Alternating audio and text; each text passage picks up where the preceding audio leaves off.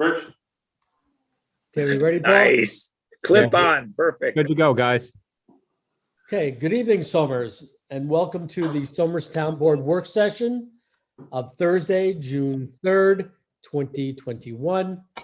If you would please stand and join me in the Pledge of Allegiance.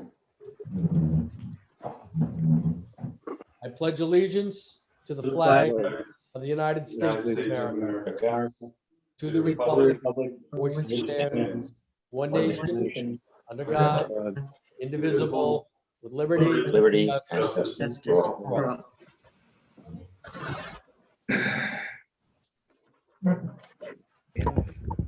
I'll make a motion to open the meeting. Second. All in favor? Hi. Aye, so moved. Our first order of business is public comment. I'll make a motion to open public comment. Second. All in favor? Hi. Aye, so moved. Okay, once again, public comment is the time when the public is invited to comment on anything that they want to. What is in reserve is things that are on the agenda. And if you have questions on that, as those agenda items come up, you can ask questions about them. So I'll ask at this time, you can join us by calling any of the numbers that are on the screen. We're also on YouTube, and you could text your questions in as well. So I'll make a call for public comment. Paul, anybody? All right, we I have have a few Yeah. people on the Zoom. Is there anybody here for public comment already? If there is, please state your name and your address, question. I think they're all for agenda items. All right, I don't have anybody then. Okay, and Tom, you had no one? No. Okay, as has been our practice during this pandemic and the age of Zooming, we'll leave public comment open, and just remind me, we'll close it at the conclusion of our work session this evening. All right, the next agenda item is the Town of Somers COVID-19 update. And for the first time in a long time, I have very little to report as far as new cases or the trend right now is downward. Positivity rates are down, hospitalization rates are down, fatalities are down. Currently in Westchester County, there are 413 active cases, only 21 new. That's almost 1 million people, only 12 new cases this week. Town of Somers, as of yesterday, we had 2 active cases in our community out of 24,000 people, and 0 new cases for, I believe it's the 3rd day in a row. So Somers, you know, we buckled up, we masked, we social distanced, washed our hands, and we got vaccinated. And these are the results. So I'm very proud of our response. To date, we have 10,366 residents in the town who have been vaccinated. So that's a pretty good vaccination. Who've been vaccinated? No kidding. Yeah, Wow. How many is that number again? 10,366. Wow. A little under 50%. Wow, that's good. Yeah, no, it's very good. Yeah, except under 12 is a lot of kids. So it's actually above 50%, I guess. Right? Most of the There's adults. 15,000 voters. So How many? 15,000, a little bit more than 15,000 registered voters. So And I think the 20 we're close to number 70%, I was bet. around 24,000 something people. We've grown to 24,000 around there. I don't know if those numbers are official yet or not. So good job all, and let's keep up the good work. We're not out of the woods, but we're certainly well on our way. So then next agenda item is Town of Somer's new phone system.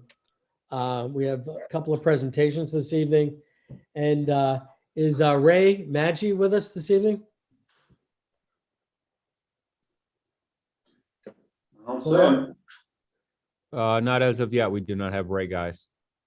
Okay. So, yeah, we may have told him 7:15 or a little later on. But so just to recap, an intro to this topic, we have been with the LightPath County system for many, many years, as many other municipalities have been. They are phasing out of the current service they provide to us. Other municipalities have revamped their phone systems and have gone with other vendors. And the town of Somers is in the process of doing the same thing. So we've, There he is.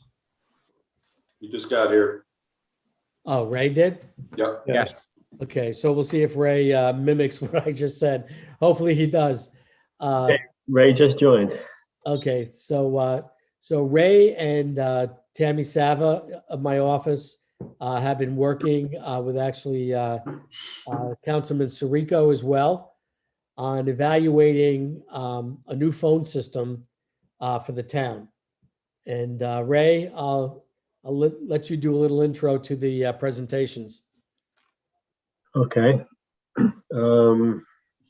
So it looks like we have two people joining us, correct? Yep. Nextiva and another company, I forget their name, whatever.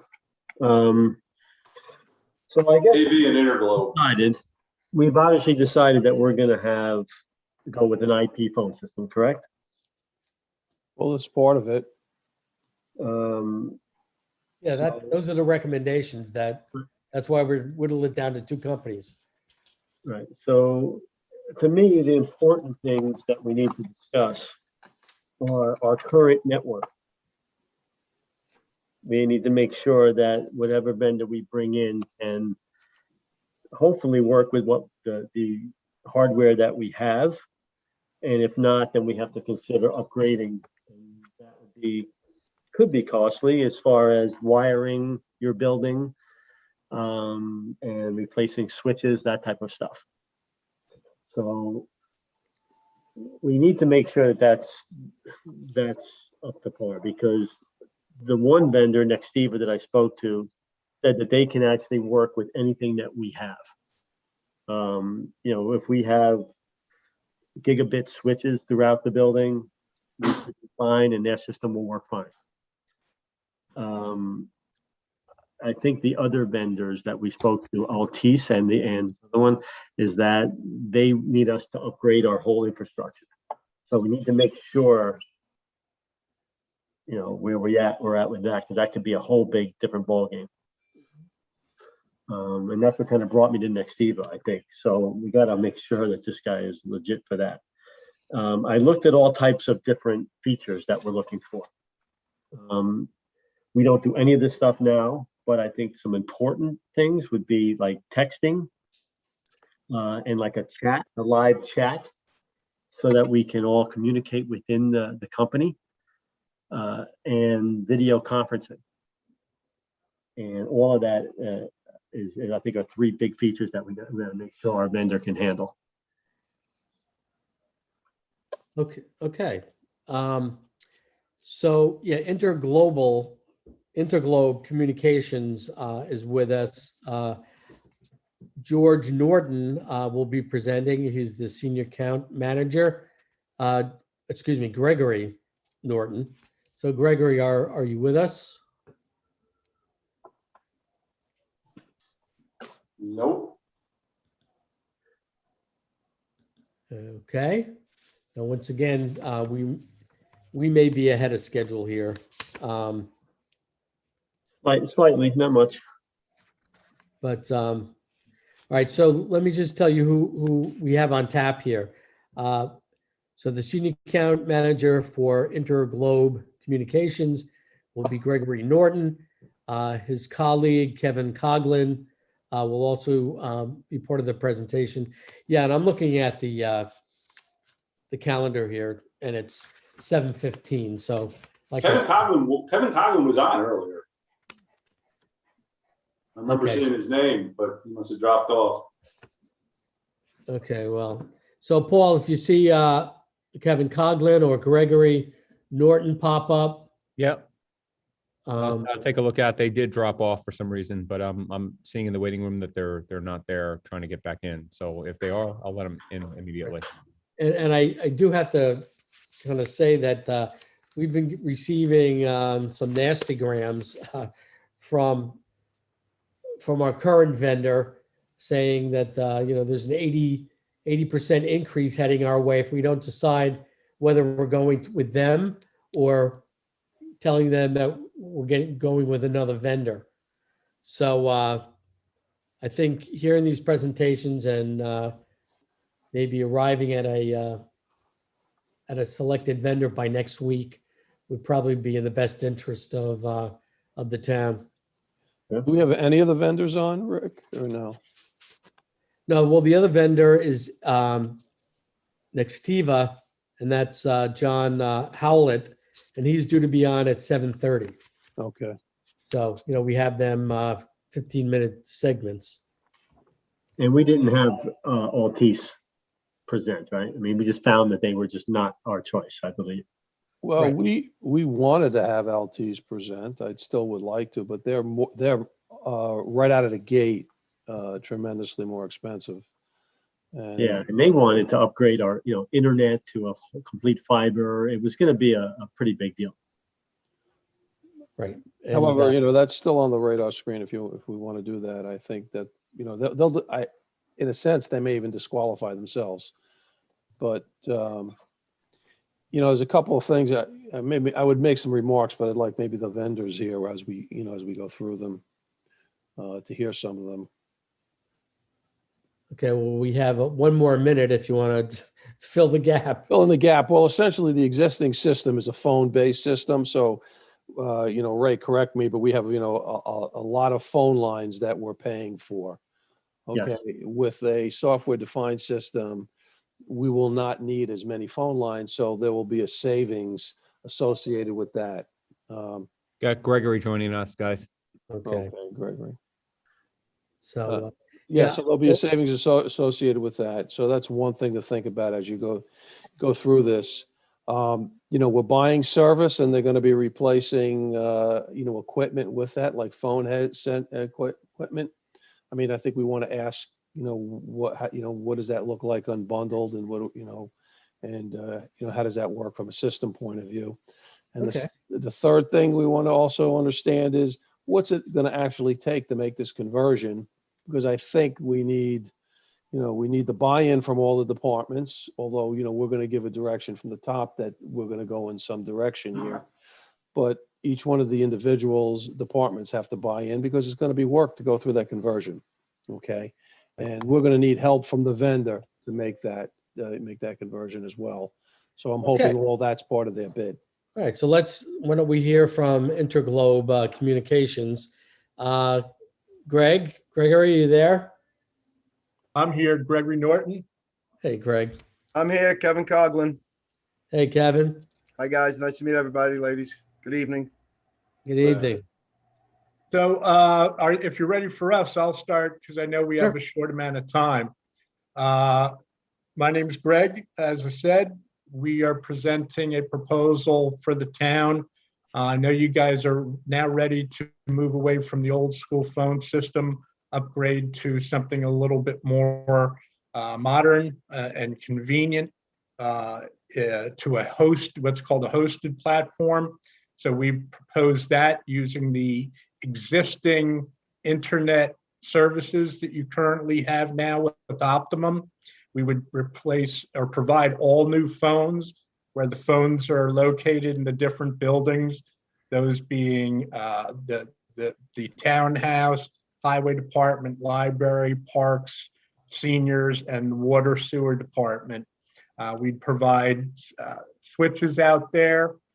We'd provide routers out there, and use the existing internet infrastructure to deliver what's called voice over IP, delivering the voice over the internet circuits to those phones. We would also take over what's called your POTS lines, your old copper lines that are typically used for fax machine, alarm lines, etc. Overall, based on what I know about what you've been paying in the past for these services, you are seeing here an upgrade in the service with newer equipment, things like that, and you're saving some money at the end of the day. So in a nutshell, that's it. And because you might have questions, we'd love to open it up to you guys who might, and gals who may have questions. So Greg, you just mentioned something about alarm systems. So, you know, we do Doyle Securities, at least in the townhouse, we have them, our museum hardwired, and we have alarms throughout the building. How would your firm deal with keeping those things connected to Doyle Securities? Essentially what happens is there's no change whatsoever. What happens is the lines, these copper lines are typically Verizon infrastructure, stay a Verizon copper line. We do the billing. I'm sorry. Go ahead, Greg. We do the billing for that, but the line itself stays as it is. You'd see a reduction in the line charge itself, and what usage there is. There's so little usage when it comes to fax machine or alarm line, but there would be a slight reduction in that. But nobody's going to physically touch that copper line. It will stay a copper line on the Verizon. It will stay platform. connected. It will stay connected to Doyle Securities. Okay. So, right, no change there. Zero change. Correct. What type of lines might come down? The lines won't go. What do you mean? They wouldn't go down. They would Or go away? Well, they'd be. We would just assume the billing for those particular phone lines. Okay. They would still remain exactly as they are, connected to the systems that they're connected to, and basically it's an in-house Verizon, sort of like a billing switch. We convert the lines over to our billing platform, and we, instead of Verizon billing you for the lines, we take over. Sometimes we look at some of the lines, like alarm lines might have caller ID or features that you don't need, so we can reduce more costs by getting rid of some features not needed. But the actual physical phone lines remain with Verizon on the Verizon network, and just bill through Interglobe, who is the Verizon reseller. Your point, Anthony, one of the things we also do is because we don't assume anything, we audit all the lines. We'll find out, are these lines going to where they're supposed to be going, or they're still in use? We do business with many municipalities, and we find that from time to time, lines are no longer used, but nobody's disconnected it. They're still getting billed for it. So we check each line. As Kevin said, we make sure it's still in use, make sure it's going where it's supposed to go. And if it does have features on it that are unnecessary that you're getting billed for, we'll get rid of those. So if we're using VoIP though, why do I need a line? I guess These lines wouldn't be part of the VoIP solution. These are the POTS lines are separate from the whole VIP solution. So if there are any POTS lines that are used for voice, those would transition from a POTS line. We would port it to voice over IP, our platform, and the cost of that line would then come down considerably. A POTS line in New York is about $45 a month per line. If that line were the main number cut over to voice over IP, it would go down to $10 a month. If it's in the Hunt group, it would only be $3 a month. So you're preserving that telephone number, essentially. Yes, all your phone numbers stay the same, whether they be voice over IP or POTS lines. right. And they'll all have caller ID. We can set up caller ID any way you want it.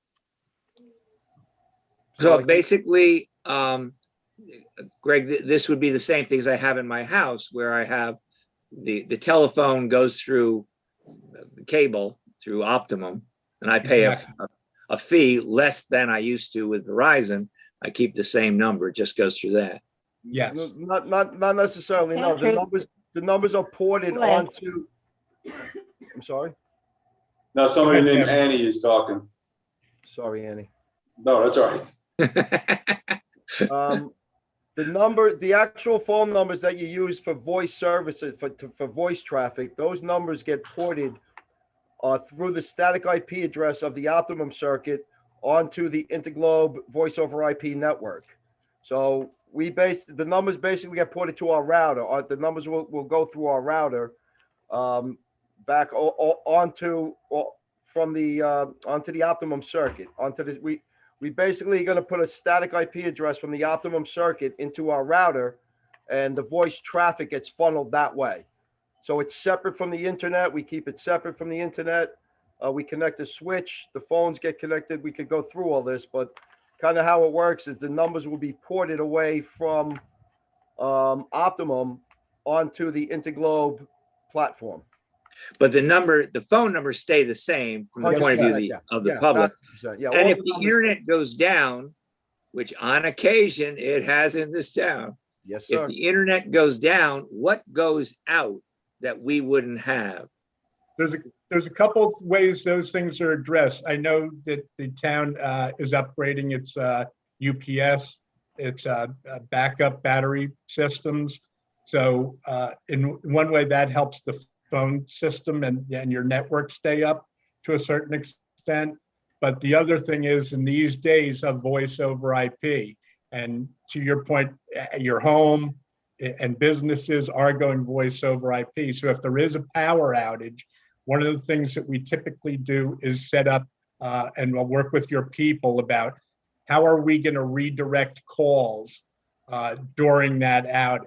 And that's typically these days done to cell phones. So if, for example, the main number in the town usually goes to a specific group of phones, in that outage, we could have those calls routed to a cell phone number or multiple cell phone numbers during the outage. Or Can we you could have run- it routed to a PC We or could- authenticate from home? Let's say if the supervisor is home at that point and he has internet service there, but not maybe at the central location? Can that be? Yes. Basically, you give us a phone number that you want it to go to, whether it's a cell phone number, and like you said, somebody who's working from home who might have service, it could go to them as well. Well, there's something a little easier to do is that we provide our clients with an app, and we'll set up, say if that person's at home, he has an app on his cell phone that the call will simultaneously ring to the office and to his cell phone. So if the office is down, the internet's down, it's still going to ring on the app on his cell phone. And it shows up as the Township of Summers as opposed to his personal cell phone. Anthony, on the quote we provided for the hosted service, on the second to last line item, you would see an item called Glowcom app per user with desk phone. So for an additional $2.50 a month, that app that Kevin's talking about could be downloaded on each user's cell phone, and that would be the ultimate way anybody in the town, in fact, who's not at the office, can connect to the app, and their desk phone is on their cell phone for as long as they want. At the end of the day, they just turn the app off. We can have any number ring to any app, any cell phone you want. So it's the main number of DPW that can ring specifically to one person who, if they go down, would want to get those calls, things like that. Some And of the is- more, in That's some of the $2 more a catastrophic month. events, if you got out of the area to a place where you have internet service and may not have cell phone service, I mean, how would you handle that? Can it be handled? We could then just basically call forward it to his personal cell number, or that's a good question. We could have it ring. We could have it ring to a regular POTS line in the office. So if the internet's down, you still have one of those analog lines. Maybe we keep one or two of the analog lines as a backup, as a real fail safe, because those are copper lines. So if the internet's down, copper lines are not affected at all. So we can maybe keep one copper line at each location. And if the internet goes down, the phone number would ring to that specific Okay. copper line. All right, well, we're Anthony- getting into features and such, but okay, go Yeah, ahead. Anthony, that's why I suggested that some of those POTS lines might actually be for backup voice. And if they are, our suggestion would be to keep those because, as Kevin said, a POTS line is powered from the central station. So whereas there might be a power outage locally, those POTS lines typically Stay are up. still operating. So they can be sort of the ultimate backup in a Right. catastrophic thing. And A 9/11 or a Sandy type of event, it's hard to deal with every type of outage you might have, but that's a universal issue, not just one. Rick, you were going to say something, Rick? So Greg, what is the time frame for this type of conversion? It could be as fast as really you want it to go. As soon as we have signed paperwork, one of the things we would do is we'd orchestrate a phone call or visit with your IT people, Site survey. with anybody who needs to be involved in the placement of where phones are going to be, what the current infrastructure is, and we'd map everything out because call flows are a thing. So we would do that. But then when you're ready, we'd be ready. So, I'm sorry, but to answer that question, even go further a little bit, is we would have the installers, the technicians that are gonna do the installation, they'd do a full site survey at all 6 locations. And that would take how long? The site survey would take a day. They'd be there, would schedule it for one day. They'd hit all the spots. They're all pretty close to each other, I'm guessing, correct? Yeah, within town. Right, so the site survey would be a full day. That's part of the price and the installation cost is the site survey. So all six locations are part of that installation cost. So we would have probably one. We probably only have to send one. It'd just be checking to make sure that there's Cat 5 at every desk, at every station that needs a phone. There needs to be a Cat 5 run, so he'd let you know if you needed any of those. A home run, or it could be split? Preferably a home run, but you can put split. You could use other means, but home runs are preferable. Yes. So if what you're saying before, just to make sure I understand, an emergency comes and power goes down, you can have the calls to the town rerouted to any number, like to a cell phone. Absolutely. And is that done automatically? And does that require more bandwidth than we have? Or that's not a problem? Or does somebody have to reset it themselves and just have to reset The that? more bandwidth, the better. To me, always the more bandwidth, the better, depending on the budget. Currently, I believe you have your basic optimum service. If I'm Yeah, not your bandwidth currently at the 6 sites we're discussing isn't tremendous. So one of the things we could look at is what can be done to increase that bandwidth without a large increase in cost to you guys. Because as Kevin said, bandwidth is king. The more, the better, right? Which doesn't mean that you need a gig at every Right, site. you might a 300 meg upgrade to maybe a 300 meg or something like that, maybe preferable. And the good news is with Optimum, we're partners with Optimum as well. So if any of these sites, if the Optimum agreement's up, we can just place the order and we can manage the whole thing from A to Z. We can manage the internet, the static IP addresses, and everything is managed and managed services through Interglobe, internet included.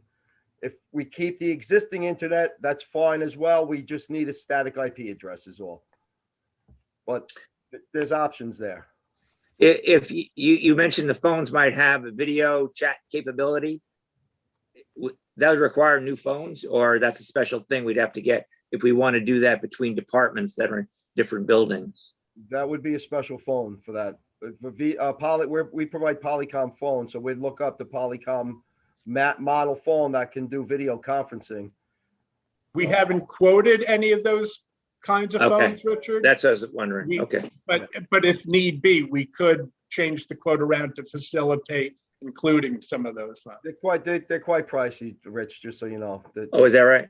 Yeah, I've seen them. I think they're the VVX 1500s, and they're pretty expensive phones, yes. But, you know, they are what they are. They do instead of using your laptop, you can use your phone to video conference.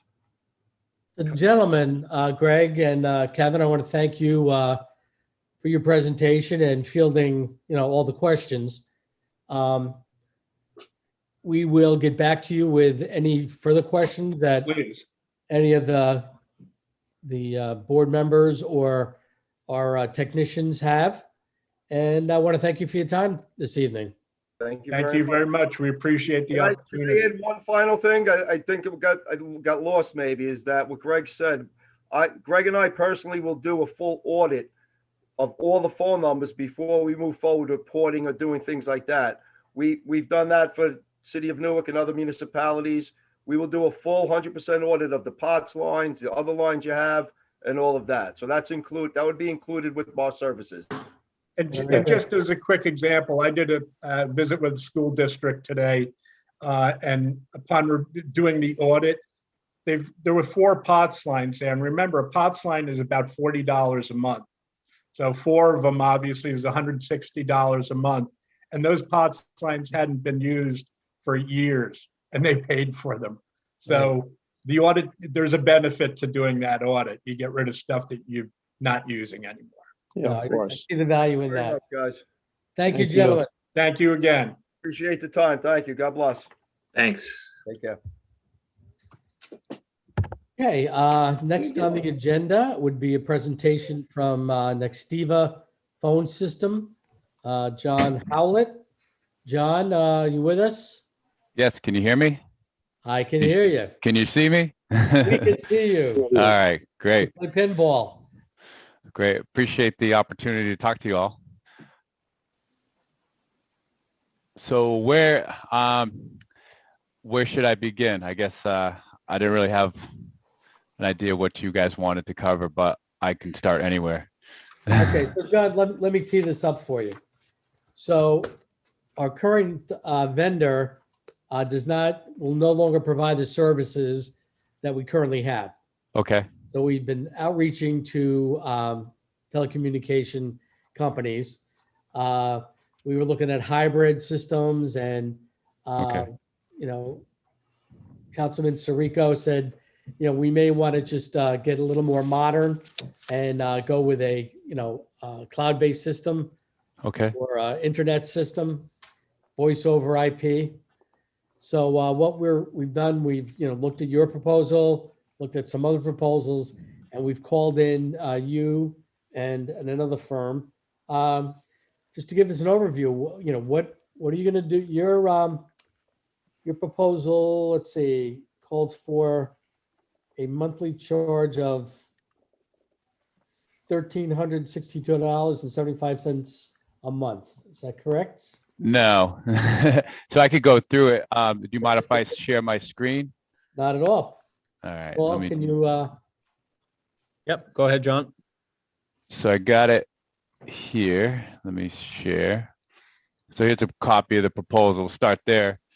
So yeah, it's a little misleading. I apologize. It's just the proposal format. So if you look down from quantity, one time, monthly. So when you will quote it, talking to 1362, that's just That's due the today. one. Yeah, I see that. Yeah, that's one time. So what that is a culmination of is the monthly charge and then shipping for phones, essentially. So the base price for the users, it's $23.95. You get a discount in there for $2 per user. I got 50 total users is what I was supplied with that information. So it comes down to $21.95 a user. And what that encompasses is the ability to make calls, unlimited inbound, outbound calls domestically, Canada, United States. Internationally, obviously, would be a different an added charge. I don't if you guys do any international calling. Included in here are let's see, 49 phones free of charge, part of a promo we have for municipalities. So there would be no upfront cost on the phones. And I have, if I can slide this over here, I have a picture of the phone here. See if it was. Can you see the phone here? We see the top of it. Okay, I'm There scrolling you down go. here. Okay. Yeah, okay. So this is manufactured by a company called Snom for us. It's Nextiva branded. So this is a VoIP phone, and it's also Wi-Fi capabilities. Right now, I don't know if you guys know, but there's a shortage of microchips in the world. Mhm. So we provide other phones as well, like a Polycom, a Panasonic. A lot of those are on 6 to 7 weeks back order because of the shortage of microchips. Where this phone here we have in stock, so we have plenty in stock because it's our own company, our own phones made for us. So these are readily available. Again, not to get too much into it, but this is the actual physical phone on their desk that would be on their desk. However, we have the desktop app here. So can you see that here? Make sure you see it. So this is really what a lot of our customers decide to use, which is the desktop app, which integrates with a headset like this, or you can, here's another physical, this is a Polycom, but it's another physical phone. The desktop app, the physical phone, and then you also get a mobile app on your phone that is all connected to one. So when it rings to one, you can have it set to ring to all 3 locations. Pulling up the app here. So the app looks very similar to the screen. It's just a smaller instance. I know it's hard to see on the Zoom, but so you can have the ability you have all your different users you have in here for your the people that you contact. This syncs with Outlook. So anybody that's in your company's Outlook integrates with Outlook. So you got all your directory in here. Again, this is all internal to Nextiva. You have your dial pad, so you can click to dial here. You can copy a phone number and paste it in here and make the call. A nice function that we offer that not a lot of companies do is you have the ability to generate a call from started on the app, but actually send it to your cell phone or to your hard phone to actually pick up the dial tone. So you can generate it here. If you actually are sitting on this, if you're sitting here on the phone and you have to walk away because work from home environment, you hit #11, and then the call will what's called pull to your cell phone. So then you can walk with your cell phone, go do what you need to do, still sit there talking. The caller on the end will not have any idea that you've done that. And then when you go back to sit at your desk, you hit *11 again or #11, and then the call will pull back. So there's that VoIP functionality that people are looking for. This is the chat function. So I'll just chat my coworker Anthony and he's not on, but you can see his presence. So right here, he's on his mobile. That line is where Andrew, he's got green with his number, so he's available.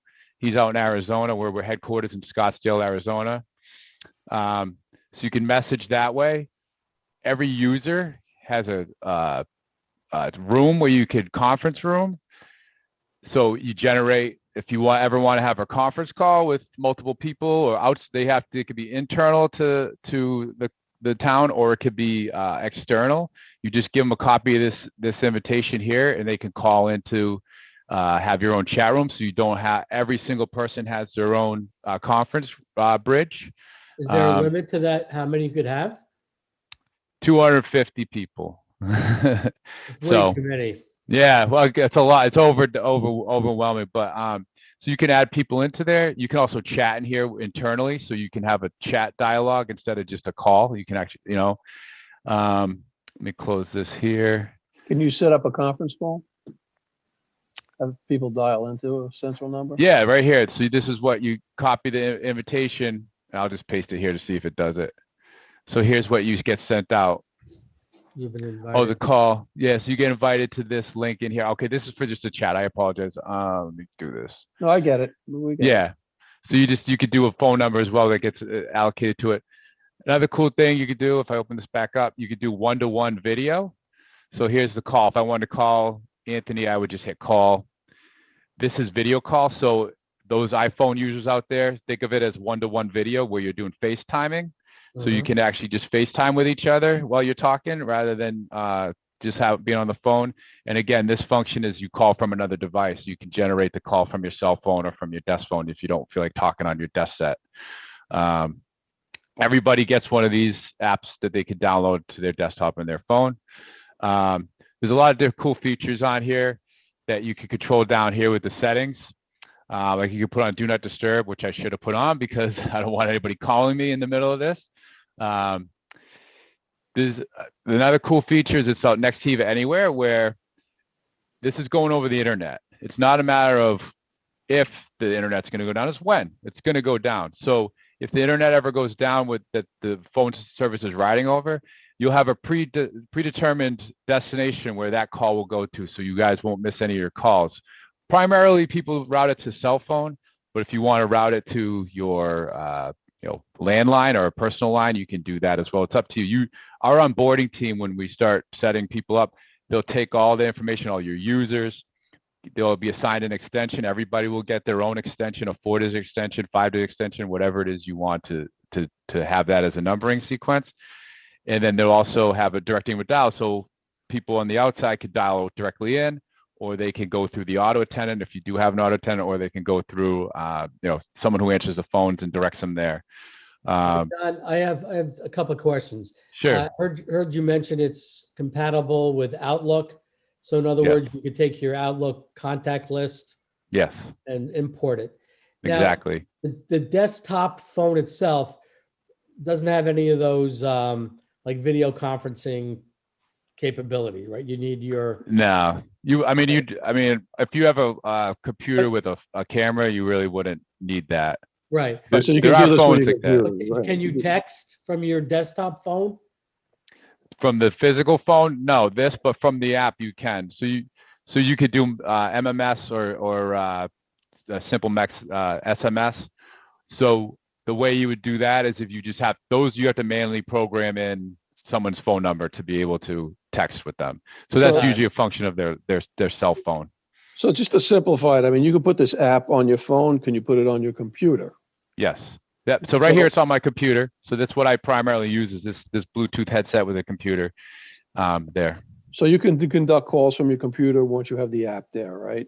Exactly. So if your location was down and you take your computer home, you can authenticate from your home, Exactly. and and you can conduct all the capability. Same thing with one of these too. You could take this anywhere. You could go to China, obviously, bad example. They lock down the internet a lot, but you can go to UK, plug this in, it will register. You can actually get your calls routed to your hard phone if you want as well. But yeah, anywhere you have your computer set up, internet connection, it finds you. You register. Talk about the transition though to get here from That's what I where was gonna we are. Okay. Sure. I mean, we have multiple locations, and I don't know. 49 phones. How many phones? We got 49? in multiple Yeah. locations, right? Yep. All That's right. what And the survey so shows. what do we do with the POTS lines? What do we do with, and what there's potential savings there? How does that all work? So the POTS lines are something that for alarms, for if you have elevator lines, those would stay traditionally as POTS lines. We do for like faxing and so forth that people want to keep traditional faxes as analog. We could provide ATAs, which are a fax bridge for those, and then for lines you want to keep analog, we could do ATAs, which are analog telephone adapters. However, for the sake of 911, I mean for alarms and so forth, they always say keep it on analog or POTS as it's you guys obviously know it as. So those would stay behind traditionally, but in terms of the migration, we would do a site survey and come out and just walk the property, make sure we have an accurate count. Obviously, do an inventory on the lines to make sure that we know how many, we have an accurate count on the lines, and make sure that they're all still in service because some numbers could be of loss over time, but just didn't realize it. So we just go through everything, make sure we have the accurate amounts, and then once we have that, we do the service agreement, everything goes forward. I get you on with my onboarding team, which they set up an appointment. You guys have a number of users in the amount where it's going to be scheduled, and they'll go through all the next steps, which is obviously getting all the user lists, so all the different individual employees, the phone numbers, of course, and just start building out the system for you, how you want it built. it's called the call flow. So when the calls come in when you're open hours, how you want the calls to go, and then when you're closed, how you want the calls to go. So my team works in tandem with whoever is on IT staff that you want to work with, and they just go from there. And then they start the porting process. So you got to port the numbers. So are you guys with Verizon today? Is that who's the current customer? Altice. What's that? Altice, I think, right? Altice. Okay, so we put in a port request to Altice, and then we start the porting process. That takes about 10 business days to complete. But in that time period, you're going to be trained on how the app works. I just gave you kind of a brief overview, but we'll have a full training on the app, the admin portal, and everything that has to do with the system. So when you're up and running, and then the support doesn't go away. It stays for as long as you have the service. Do you cut over an entire location at a time or an office at a time? We can go at your pace, how you want us to. I'd work with your team to say, okay, do you want to cut over this whole entire group? We could do it by group numbers. It's just really however you guys want to do it. You control. It's at your pace. All right. So John, I started the conversation with the $1,362, said due today. I thought that was the monthly charge, but you corrected me, which yeah, it's okay. It's a lot better. 1102 a month is more palatable. But what does that?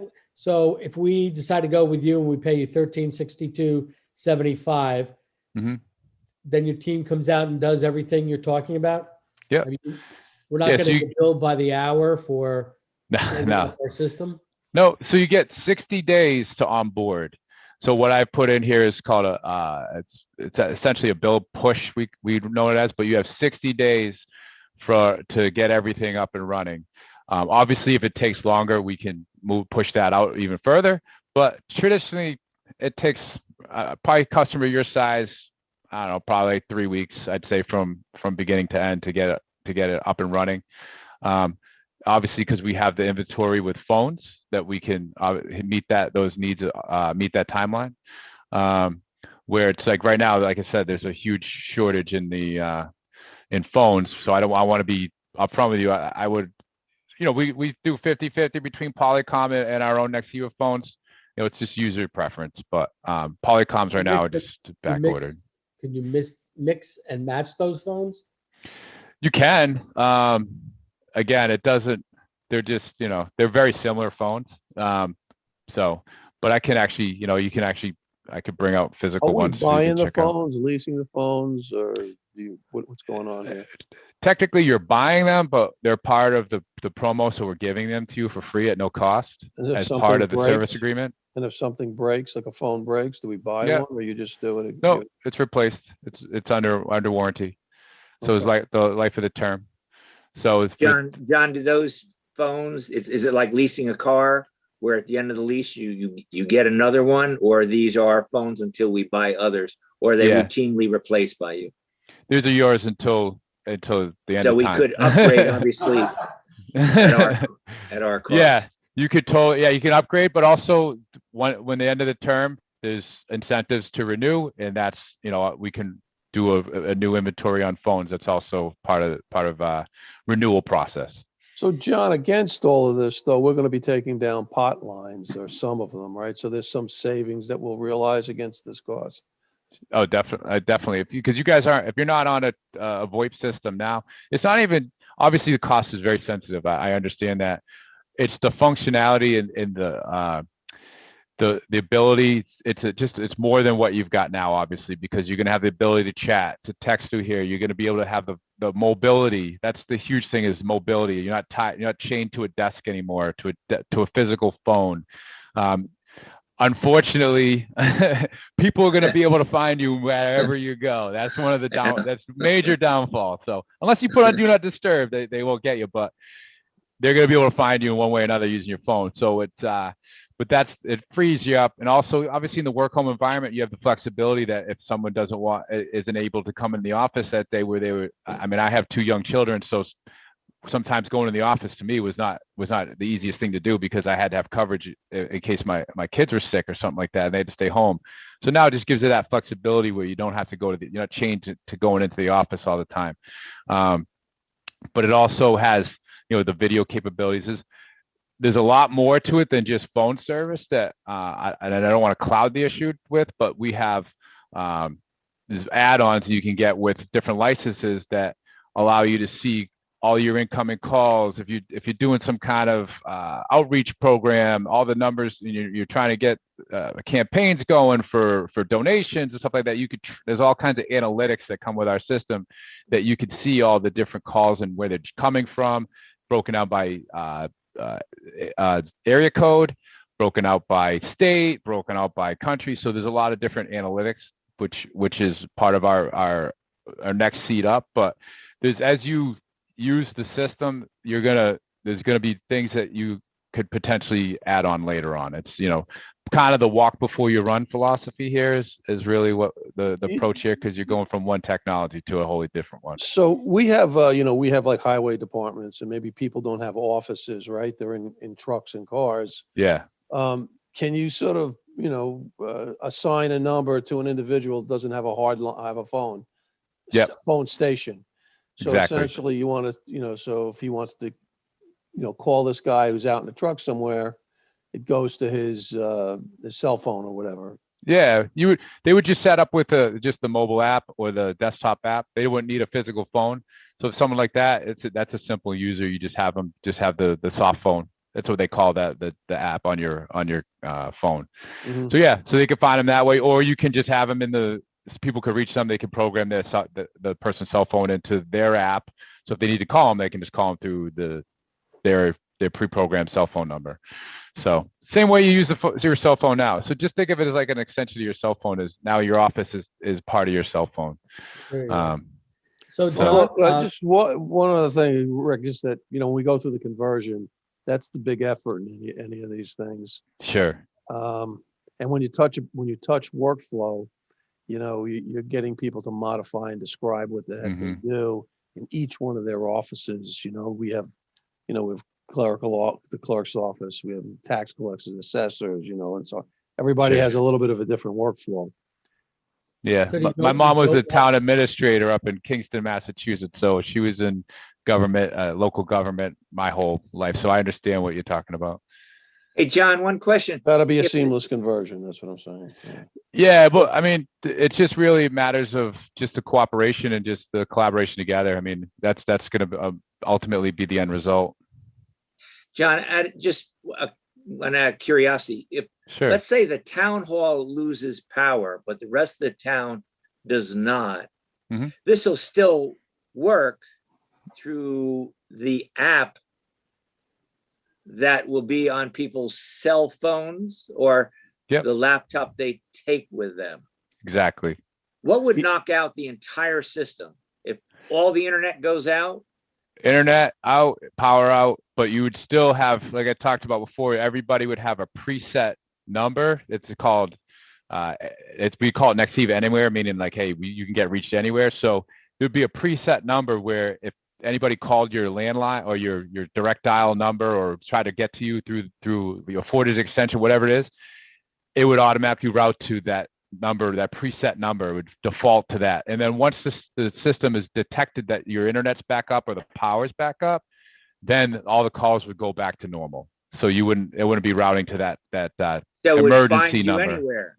So It when will the town find you board, anywhere. the town board is on a fact-finding mission to Paris, it would find us. Oui. And then when everybody returns to the town hall, do the telephones, everything automatically boots back to normal, or do people have to reset everything? No, it just goes back to normal. It just really, Oh, it basically picks okay. up where we left off. And I just want to show you one thing about, and this is Nextiva, we've won numerous awards for our service. And this is based on our network. So we have 8 points of presence for our network in the United States, where most people have 1 to 2, East Coast, West Coast, typically 2, East Coast, West Coast. So in each one of these locations are either data centers. So we have 2 servers on each of these locations. They're mirroring each other.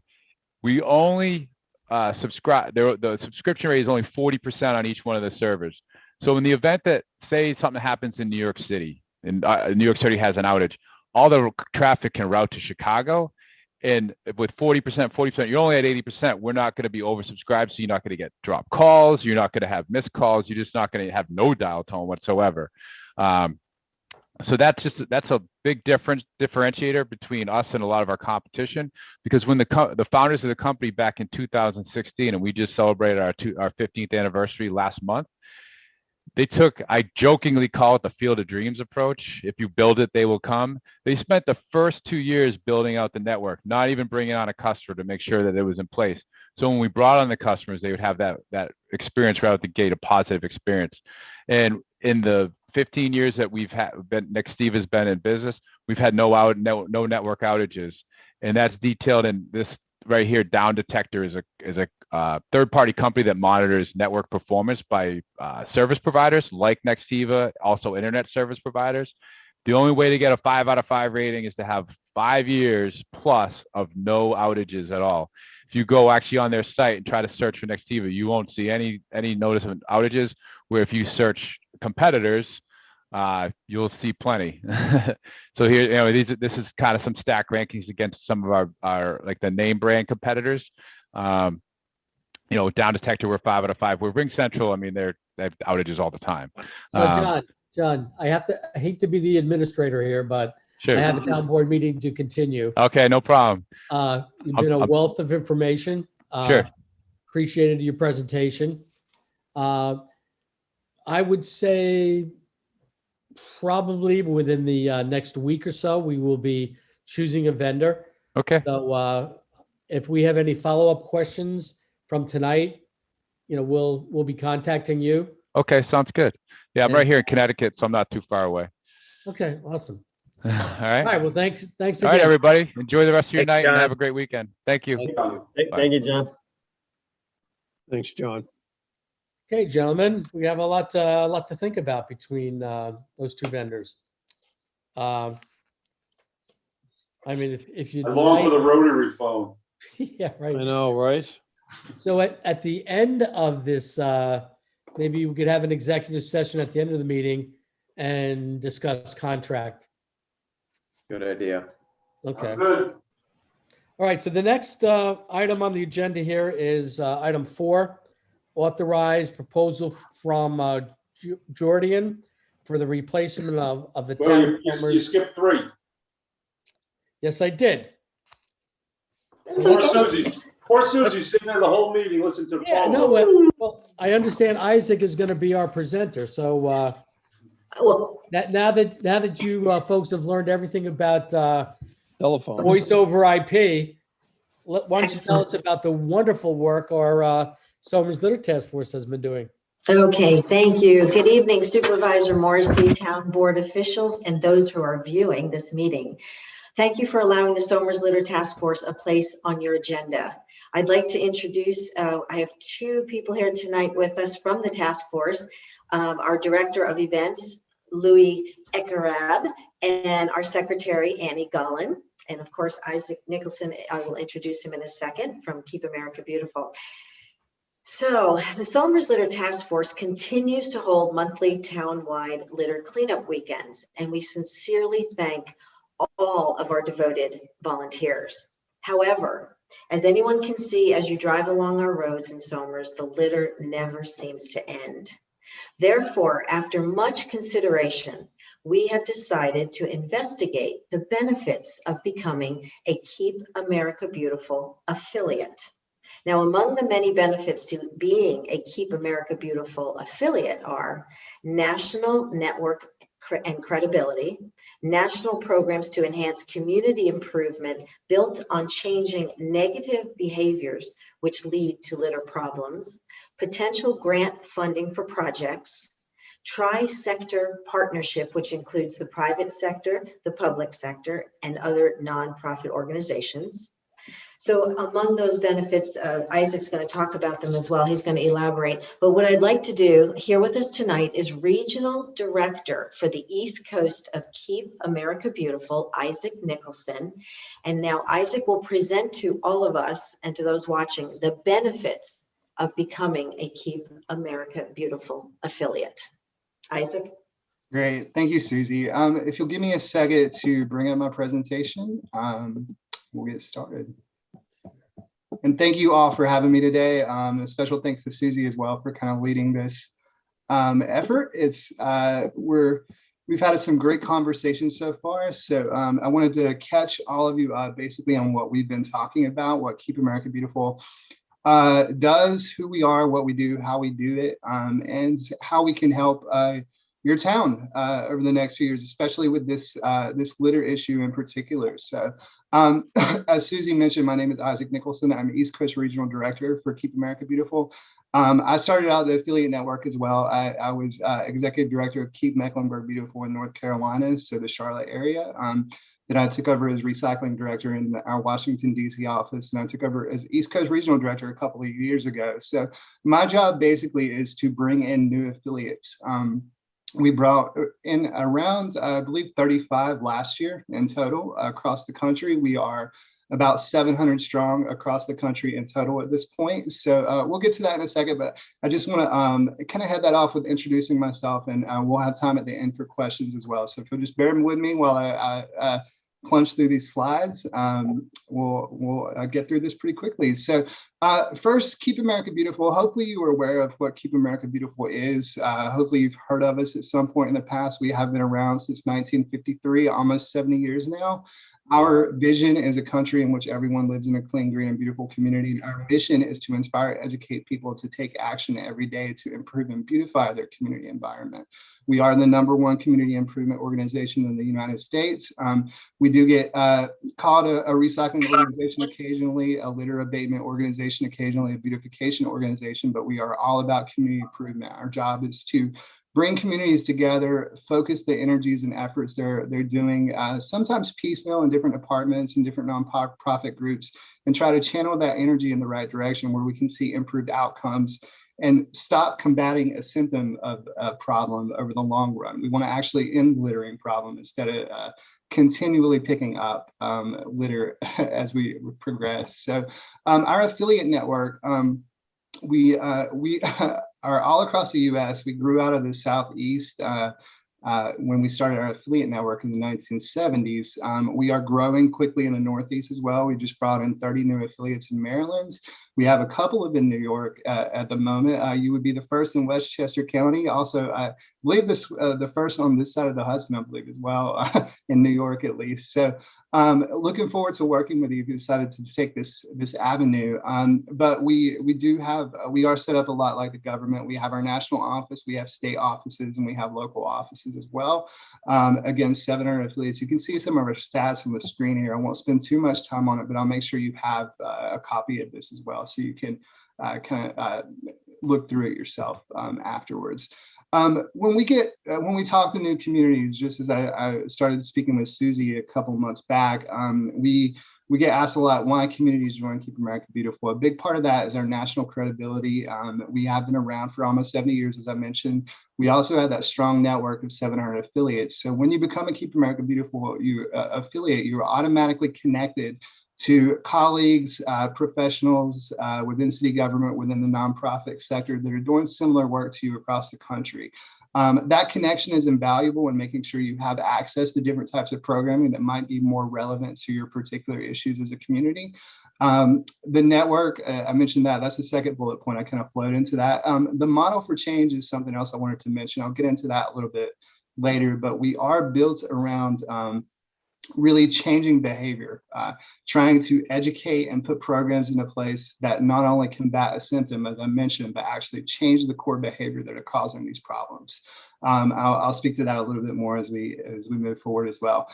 We do have training options for groups that come in as a Keep America Beautiful affiliate to make sure you're putting programs in place that are actually effective. We have tools and programs, which I'll get to as well. And I should just put dollar signs down here, but grants are a big part of what we do. We want to see innovation at the local level. So if your town would have a particular project you've been wanting to do for a long time, we do have grant awards specifically for those kind of functions among not just the innovative programs, but just doing things like general cleanups, putting sea bins in waterways. There are grants for each of those and many more across the year as our grant cycle kind of progresses through the year.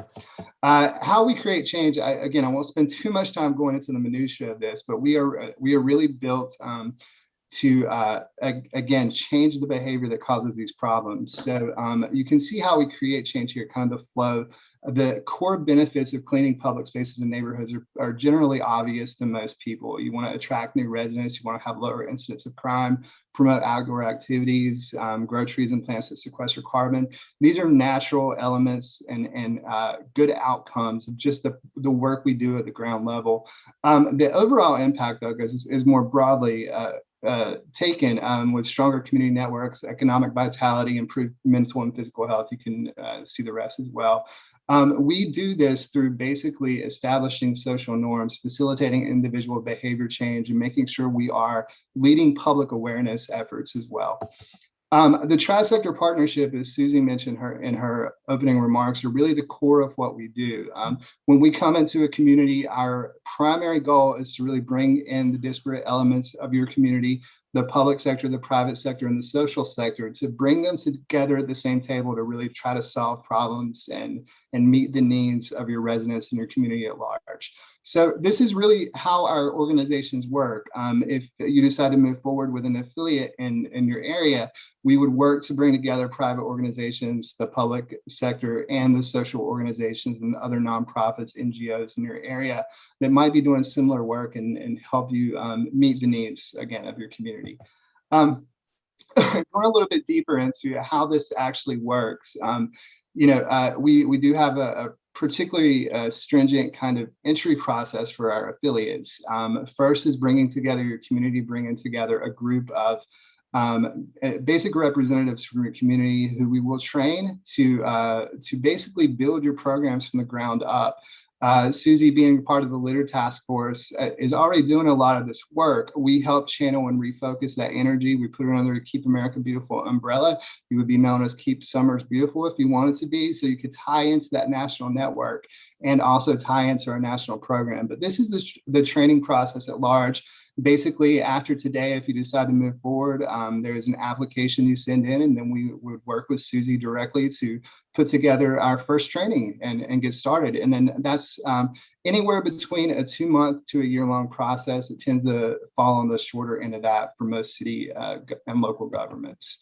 As far as training and networking goes, the Keep America Beautiful Network, we do provide support for executive directors of organizations and leadership of organizations in general through our national conference, our affiliate webinars and online training. Just like this, we've been on so many Zoom calls over the past year. It's kind of incredible. State affiliate support, regional directors access. As your regional director, I will be your point of contact for all things Keep America Beautiful related. I'm not too far down the street either. We are located in Stamford, Connecticut. So having a neighboring affiliate close to us would be a great benefit to us as well, just being able to potentially put projects in place that might be helpful and that we might come up with as the national office, and we're wanting to try out in different areas. Our website and affiliate dashboard and our affiliate forums are the ways we connect with the rest of the affiliate network. One of the great benefits of being a Keep America Beautiful affiliate is being able to access the affiliate dashboard, where you can put in all of your volunteer events, keep track of all your in-kind donations, all the value you've been able to leverage as an organization, and show an actual return on investment. So for every dollar the government or the private sector puts into your organization, you'll be able to show an actual return on value, return on investment for that particular program and the overall program itself. To give you an idea of that, for every dollar invested by local government among all the Keep America Beautiful communities across the country, we return an average of $14.55 in community benefits for every dollar invested. So that is a great number to see. Some of our affiliates are well above that. Some are right at it, but you will be able to come up with this number specifically for your own community as well through the system we have set up. This is our model for change, which I won't get into too deeply here either, but I wanted you to see that we do have a process in place for building local programming around our 3 pillars. So litter abatement, beautification, and waste reduction are our 3 focus areas. So we give you this process to help you build programs that actually, again, speak to the immediate needs of your community. This was developed through working with cognitive scientists across the country over many years. We've seen some great results from it, which we'll get to a couple of those in the next slides. We do have national programs as well. At the national level, Keep America Beautiful does put out national programs that you will be able to participate in as a Keep America Beautiful affiliate. These are proprietary programs in many ways. The resources are, so you will have access to resources by virtue of being an affiliate for these particular programs. I just want to mention a couple of them just to give you an idea of the kind of things we do. Right now, we are in the middle of the Great American Cleanup, which is the nation's largest community cleanup event. We have it as a large marketing umbrella. All of our affiliates across the country are doing cleanup events, doing recycling, greening events. This is really a promotional period for what we do. You can see some of the stats here as well. And again, I'll follow up with a copy of this presentation so you can read through it. One of our most interesting programs is cigarette litter prevention. If you're in any downtown area, probably across the country, you'll notice cigarette litter. If you haven't noticed cigarette litter, you're probably not looking closely enough. It's everywhere. And it's a huge issue, especially when cigarette litter ends up in waterways. So through our cigarette litter prevention program, which is a highly focused program to combat this one particular piece of littered item, cigarette butts are the most littered item in the country. We have seen a 50% reduction of cigarette litter where this program is employed. That just gives you an example of the data-driven methodology we use to really build programs and show better outcomes, not just better output. It's great to plant 20 trees, but what do those trees actually mean to a community? That's what we want to discover and be able to pass on to the residents so they understand the benefit of these things.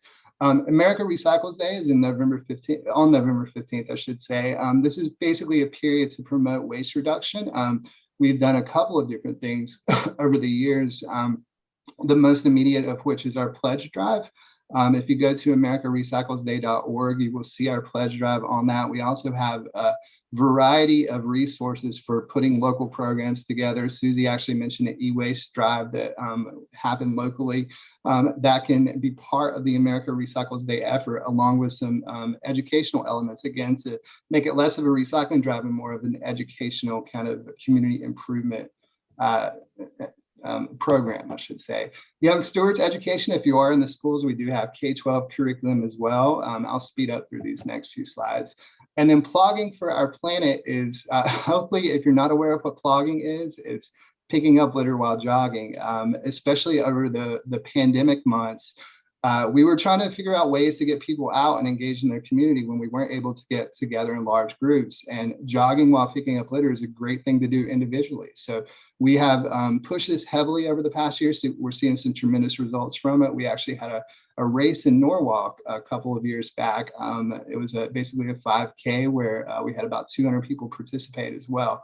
So these are the kind of things we do at the national level. We also have some other more tangible benefits, such as our volunteer portal, which is basically a volunteer registration system so that you can attract volunteers, you can manage your volunteers, communicate with them, and make sure you're building resilience through building your volunteer network locally. We are focused on a couple of things: restoration of our community environments and resilience of our communities. So building these volunteer networks, building these tri-sector partnerships so that you are set up to meet the needs of your community over the future months as well. The pandemic hit all of our affiliates fairly hard just because we weren't able to get people out. So this resilience aspect is huge for us going forward to make sure our communities are set up to meet the needs they're dealing with locally. So here's my information. I want to keep this up for you just in case you have any questions after this. I will take questions after this, I assume, but I wanted to give you my contact information if any of you have any questions about anything we went over today, or you just want to dive a little bit more deeply into what we do and how we operate. And that's it for the presentation. I hope I didn't fly through that too quickly, but we look forward to working with you if you decide to pursue affiliation, especially you being so close. And again, thanks to Susie for inviting me today. I'll turn it back over to you and we'll go from there. Thank you, Isaac. Do any of you guys have any questions for Isaac? Yeah, I just had one as a member of Keep America Beautiful. I believe there was some training that folks are entitled to and can take advantage of. Just in a nutshell, what would that be, and how does that add to the betterment of the greater Somers community? Yeah, so there are a couple elements to this. So the first part of the training is actually your affiliation training. So we'll take the group, the litter task force that you have set up, really kind of make them a little bit more robust by possibly bringing others in, building out that network, that the collection of people that are sitting at the table to really try to figure out how to address your local needs. Once you are an affiliate, there are webinars basically every month on different subject matter, from administrative tasks of basically being able to track return on investment, a cost benefit ratio, to actual program implementation. One of the things we're doing over the next couple months in particular, I mentioned plogging before. We had a plogging 5K, as I mentioned, in Norwalk. We are, if our affiliates are interested, we are actually taking them step by step through how to set up a 5K plogging race with local sponsors, to make sure they have all of these elements in place and they're not just doing a dry run and trial by fire to see if it works locally. We're actually taking them step by step through the process. And with most of our programming, we have systems like that in place as well. Hopefully that answered your question. Isaac, how many towns like ours, towns, cities, villages are associated, and how many in the area near us? You mentioned that we would be the only one in Westchester. Are there some to the north, south, east, and west of us? Yeah, I believe the closest ones to you are Rockland and Wilson, Connecticut. Again, we kind of grew out of the Southeast, so we're starting to grow a little bit more up here. We have a pretty good network in Massachusetts as well. Connecticut's growing fairly quickly. New Jersey is growing fairly quickly. So we're seeing a pretty big boost in the numbers up here. While we don't have many up here, particularly in New York, the best method we have of spreading the word is word of mouth. Hopefully, we see some more growth in the New York area, specifically from, bringing in new affiliates like Somers. So the other thing I'll mention, most of our affiliates are, mid-sized towns to small towns. We have probably 15 large cities, and the rest of them are, under 200,000 residents or so. So I don't know the number right offhand. I'd be happy to get that for you of how many actually fall in your population range. But I'm venturing a guess here, probably 30 to 40%. 30 to 40% of how many? 700 total. So a good portion of them. Right. I just wanted, I'm sorry. So let me ask, I guess I'm wondering where the town comes in. The litter task force is a nonprofit, and so it's almost like a separate organization, I would imagine, since it's a nonprofit, sort of like the Lions Club or something like that. So is the litter task force becoming an affiliate? Is the town becoming an affiliate? Who and what does it entail? Great question. So part of the training process is really figuring out where you want to house the affiliate. If you want the litter task force to take on the complete role of becoming the affiliate, that is perfectly acceptable. We have models set up as pure nonprofits. We have models that are complete government organizations. So if you have somebody in the government, say a recycling coordinator or a parks and rec coordinator that deals with this kind of these kind of duties on a daily basis, you can actually set it up specifically in government. And there are also hybrid organizations, which are government organizations. You maybe have an executive director that's housed in government and paid by government, and they kind of head up these like litter task force, becoming either the executive director or chairman of those actual boards, and running it as a nonprofit in that way. So we do see those are the three separate archetypes. We have pure government, the pure nonprofit, and then this kind of hybrid model with both elements in play. Okay, and so there's got to be, I'm imagining, just having been doing this for a little while, there's got to be some sort of a financial that we haven't talked about yet. So I'm curious what that is. Great question. Yeah. Compared to, we are an affiliate network. So the way we're set up, We do have a couple of fees in place. The first of which is a certification fee.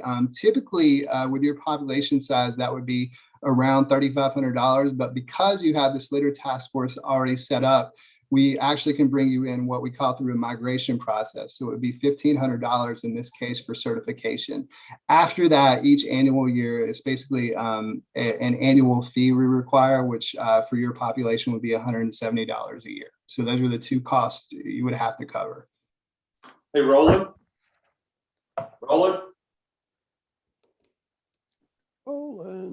Roland? I was muted. Roland?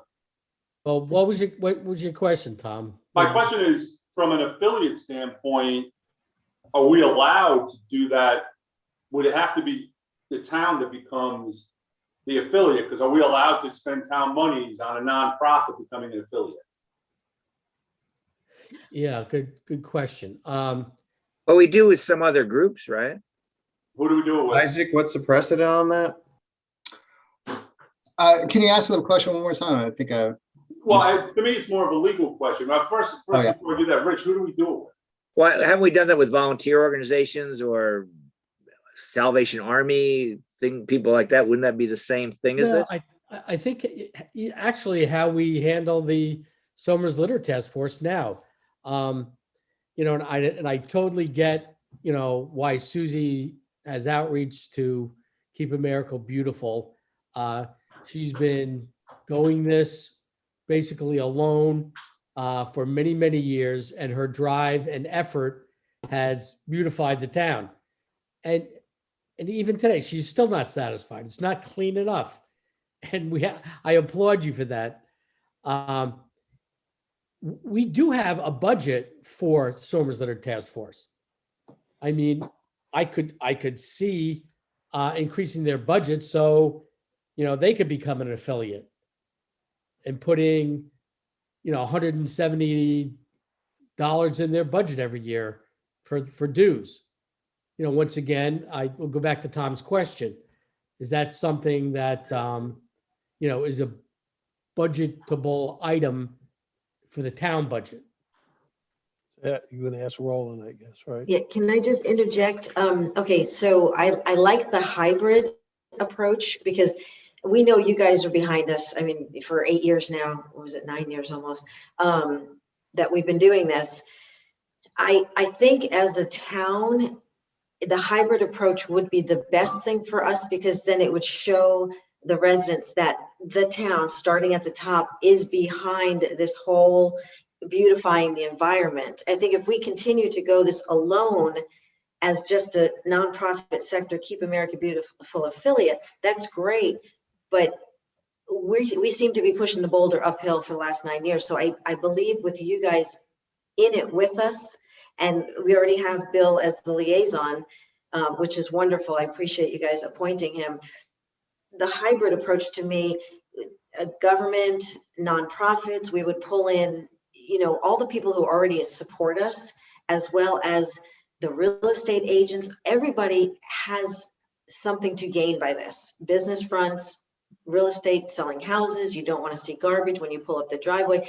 So I like the hybrid approach. So if it's a legal aspect, maybe you guys can get back to us, but we would love to do this as a hybrid approach, everybody working together, not just Somers Litter Task Force over here as an affiliate, and then us having to pull it would be, I see it as all of us sitting at the table together. That's what I see. So Susie, just in terms of, I'm trying to get my mind around how you would use this to facilitate where you want to go. Mm-hmm. I would, as an example, I'm a liaison with the Partners in Prevention. The concept was to build partnerships within the town. So but it's a big effort. It's been like over, a long period of time that we've built partnerships with the school and with the substance abuse councils and attending meetings and so on. So, I mean, how would Isaac's group help us do that? Well, first of all, I envision at least one person from every sector getting involved. So with Keep America Beautiful, with the training, from what I have learned so far from speaking numerous times to Isaac, it's the behavioral change. We get everybody on board cognitively saying, okay, we've got to do something about this litter problem. We're not pointing any more fingers. We're just going to get at it. So who would you direct that at? Direct what at? That, the change, that, Oh, who well, would be the, we would Yeah. start with, the educational approach. We'd have somebody from the school district join our sitting at the table. We'd have you guys, the Lions, all the heavy hitters in town, plus businesses that want to get involved, like Mexican Shack, wonderful supporters of us, City Karting, Lawton Adams, King Cone. So bring in the people that influence not only the business sector, the public, the school sector, the private sector. I think the more you bring this out with the Keep America Beautiful, everybody remembers the crying Indian. This is powerful stuff we're getting into. This I love the is concept. nationwide. I love the concept. Isaac, how Right. are you going to help her do that? Okay. Get more local outreach. Yeah, Keep America Beautiful, again, it's about, combating core behavior instead of merely combating a symptom. And that's really, specifically about adding educational elements to basically everything you do through community improvement.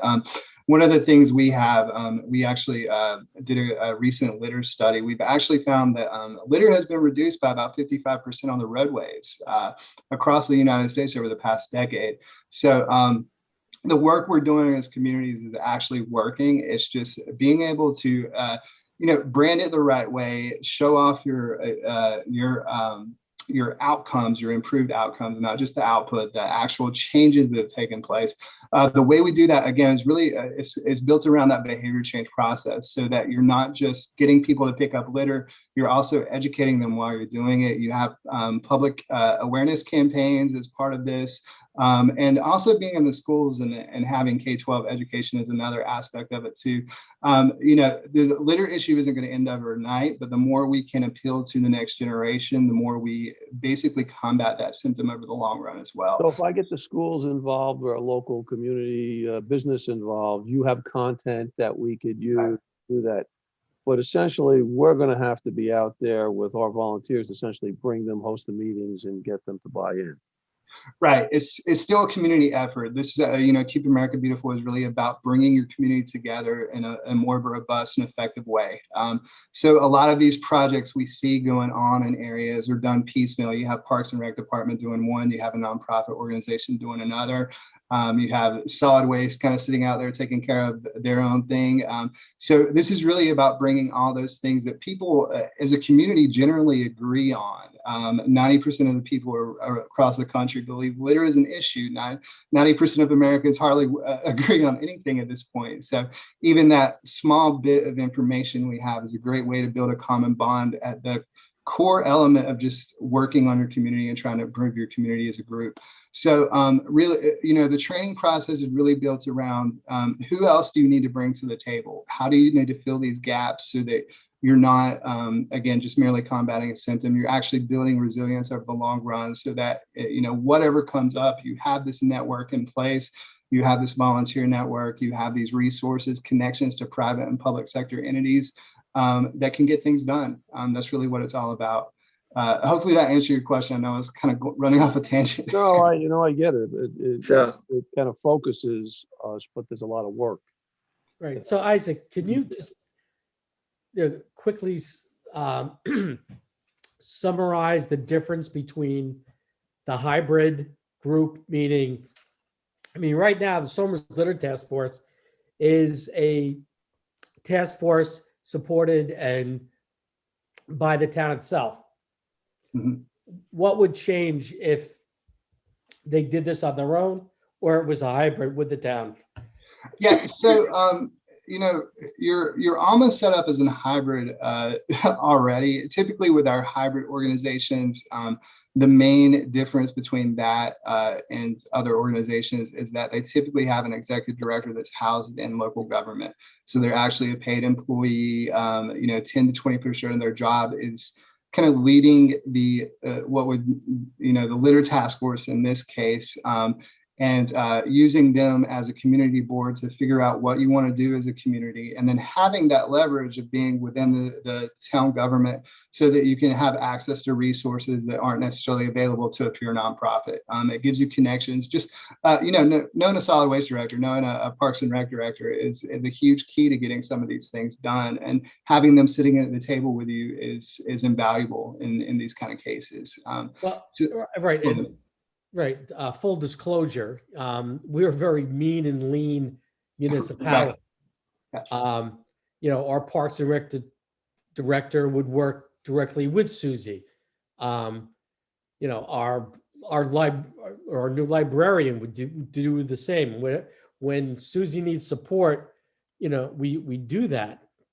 So, I mean, if being a hybrid, or your example of hybrid is, having someone in the administration, salaried and been designated to work on Keep America Beautiful, I don't know if there's an appetite among the town council for that. But with respect to, to Susie's effort, and I said earlier, I could see why she wants to partner up with this larger organization, because you're a wealth of information, for Susie and the litter task force. We've designated, Councilman Faulkner as the liaison. And at this point in time, it's not a salaried position, Bill, sorry.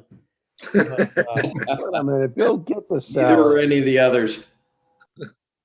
but no, but Rick, can I just interject? I guess I misunderstood hybrid. I was thinking more, I'm thinking more physically hybriding everybody together. But Isaac, with the hybrid, does the executive director have to be a government person, or could it be one of our task force?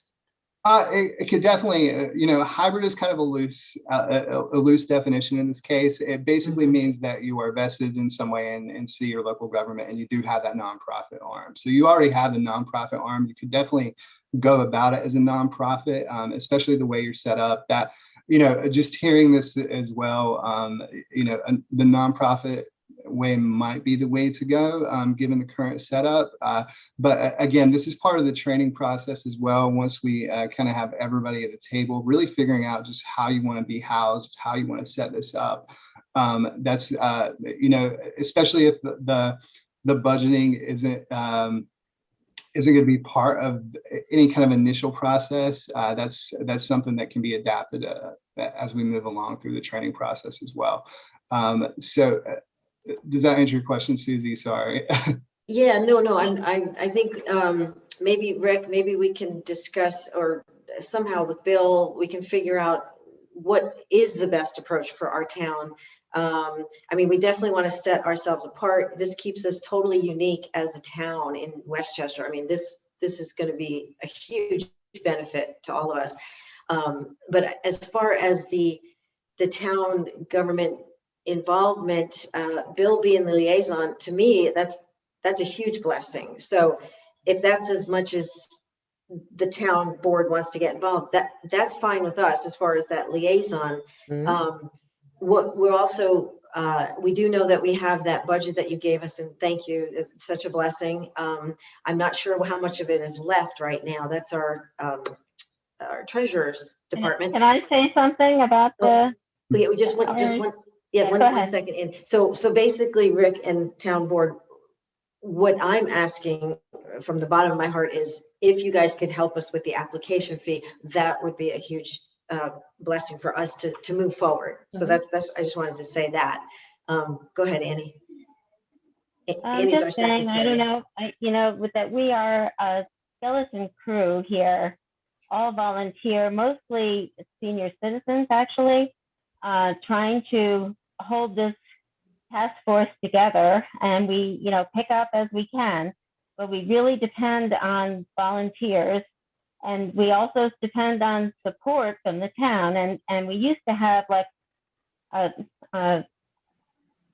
budget, or not a budget, but a reserve of money that we got donated to us from businesses. Maybe a couple of $1,000s. We're down to $200 maybe. We've bought equipment to help our volunteers with safety vests to make sure they're safe when they're on the road, and picker-uppers, and that's cost us money, and we spent all our money, and we have very little. There's only 7 of us on the task force, so we're a small skeletons crew. We're not a big, well-funded nonprofit organization, just so you know. If there's people listening to this program and they think that we're a nonprofit, oh yeah, like Bill Gates, we get a lot of money. No, we have very little money. We are like desperate at this point for, and a program like Keep America Beautiful could really just give us the boost that we could help organize and bring other people into our, the whole idea of, educating and training and getting people to organize to really get involved in keeping Somers beautiful and America beautiful. So we do have a generation that would never think of living again. But that's, where we hope to be headed. But, we're just grasping at straws at this point. I'm just saying. Thank So you. we really appreciate any support at all. I mean, what I'm seeing is sort of, next steps, at least in terms of carrying forward the conversation. Maybe not a decision yet, but 2 things: the structure, which I'm happy to talk to Roland about, and I'm not worried about that. There's got to be a way, even though we may not know what it is right at this instant. There's got to be a way. And the other is financing, and there's a variety of sources for that. And I'm confident we can come up with something. And I can't speak for everybody, and I certainly can't speak for the town's coffers. But it's a small amount of money for a pretty large return. That plus, again, some alternate sources. Maybe there's grant money. Maybe there's donations. Maybe there's other sources of funding. Again, not a high hurdle from my mind. So I'm happy to pursue it, and I'm excited to pursue it. If there's any other obstacles in the way, maybe we should jot them down now and address them. But these 2 hurdles, I think, are pretty small. So Bill, I would also. Bill, what was your legal question? I had stepped away for a moment. The legal question is just one of structure. So if the Keep America Beautiful organization is its own non-for-profit, and the Somers Litter Task Force wants to be affiliated and associated with this larger non-for-profit organization, how does it do so? The Somers Litter Task Force is a subset, for lack of a better term, of the town of Somers. So does Somers, the town, become the affiliate of Keep America Beautiful? And then we Bill, just to be clear, I'm not against it, but the Somers Litter Task Force is a nonprofit. Okay. In and of itself. So that was only my question: is are we able to fund a nonprofit as an affiliate? I just didn't know. I'm not saying I'm against it. I just want to make sure that if we do it, we do it correctly. Well, actually, the Somers Litter Task Force is just that. It's a Somers created task force. Within that task force, what is it? Your not-for-profit is Beautify Somers. Oh, Citizens for the Beautification of Somers is our LLC. Yes, you're correct. So I think, and correct me if I'm wrong, gentlemen, because we all had input in this. But the question, Roland, was, we do have a budget for the Litter Task Force. And what Andy was just telling us, their budget's down to about $200. To become an affiliate of Keep America Beautiful, there's an introductory fee, reduced fee for us of $1,500, and then $170 annual dues. Is this something that the town could put into the Litter Task Force budget for them to utilize to join Keep America Beautiful? Or can it just simply be a budgetary item? Yeah, I don't see a problem with Association of Towns we join. Yeah, I don't see a problem at all. Good. The larger issue is who's going to carry the insurance? Do they get their insurance? Are they covered then by Keep Yeah. America Beautiful, or does the insurance stay with, as volunteers with the town? I don't think. Where's Keep America- Isaac? They already Well, have. That's an Isaac question. I can speak to that a little bit. You do, Oh, okay. in that case, we do have a national umbrella insurance policy you can enter into if you don't want to keep it under the town's purview. So you do have, depending on how it falls, you do have both options. Well, the more insurance, the better when people are walking along the sides of the road. Right, exactly. So the other thing, Susie I- and Annie, I just want to say this, though. I mean, there's safety issues you bring up, and if you guys need money, I mean, for specific, I'm not opening, what I'm saying is, though, but if you always can come to us and say, look, this is something we need to do. I don't want people out on the roads without safety jackets and all this type of stuff. So, you have a budget, but if you're running into a little bit of an issue, you should, speak to me or Bill or anybody, and we'll advocate on your behalf.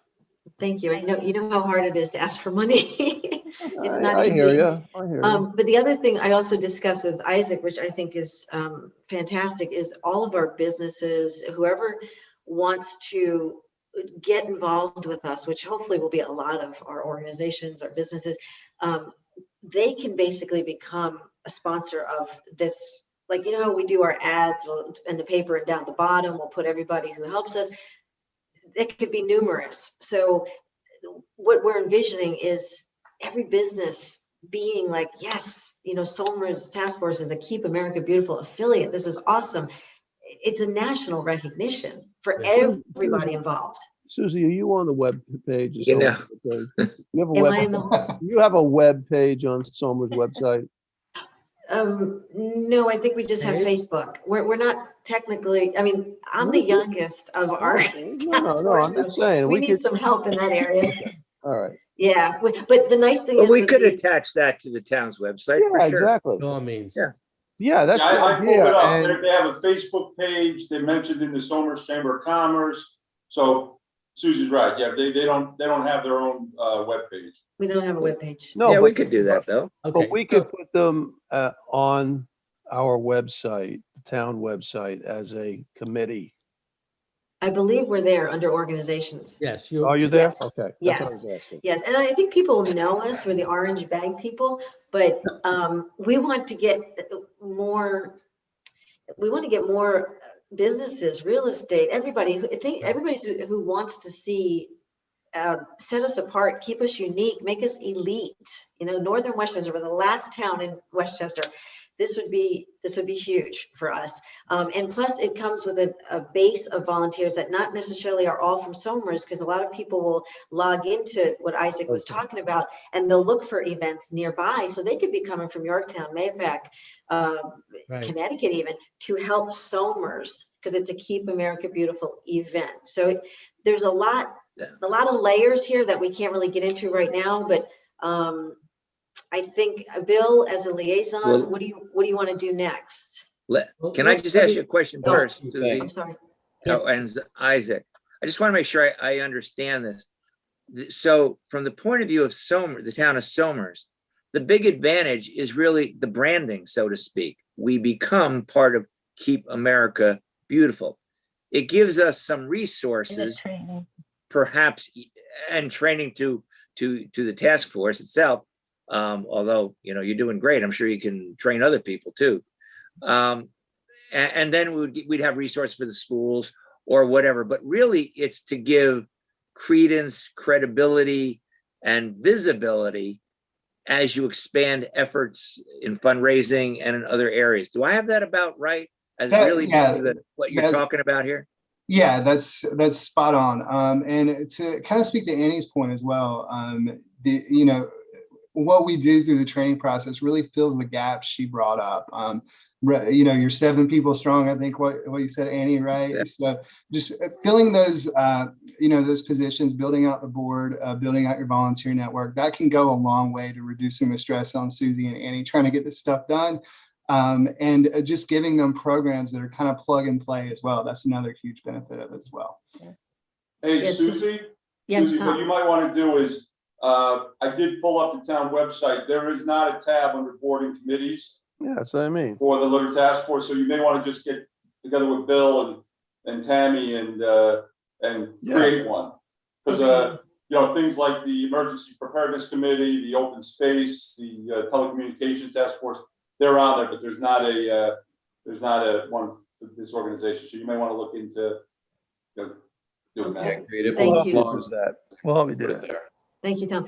The other thing is with the training, Isaac, correct me if I'm wrong, is it starts intensely with us, the litter task force, and then other people that we bring to the table, like Michael Fiorello, hopefully from City Carding, and maybe Steve Delzio from Mexico. So a lot of people get this training.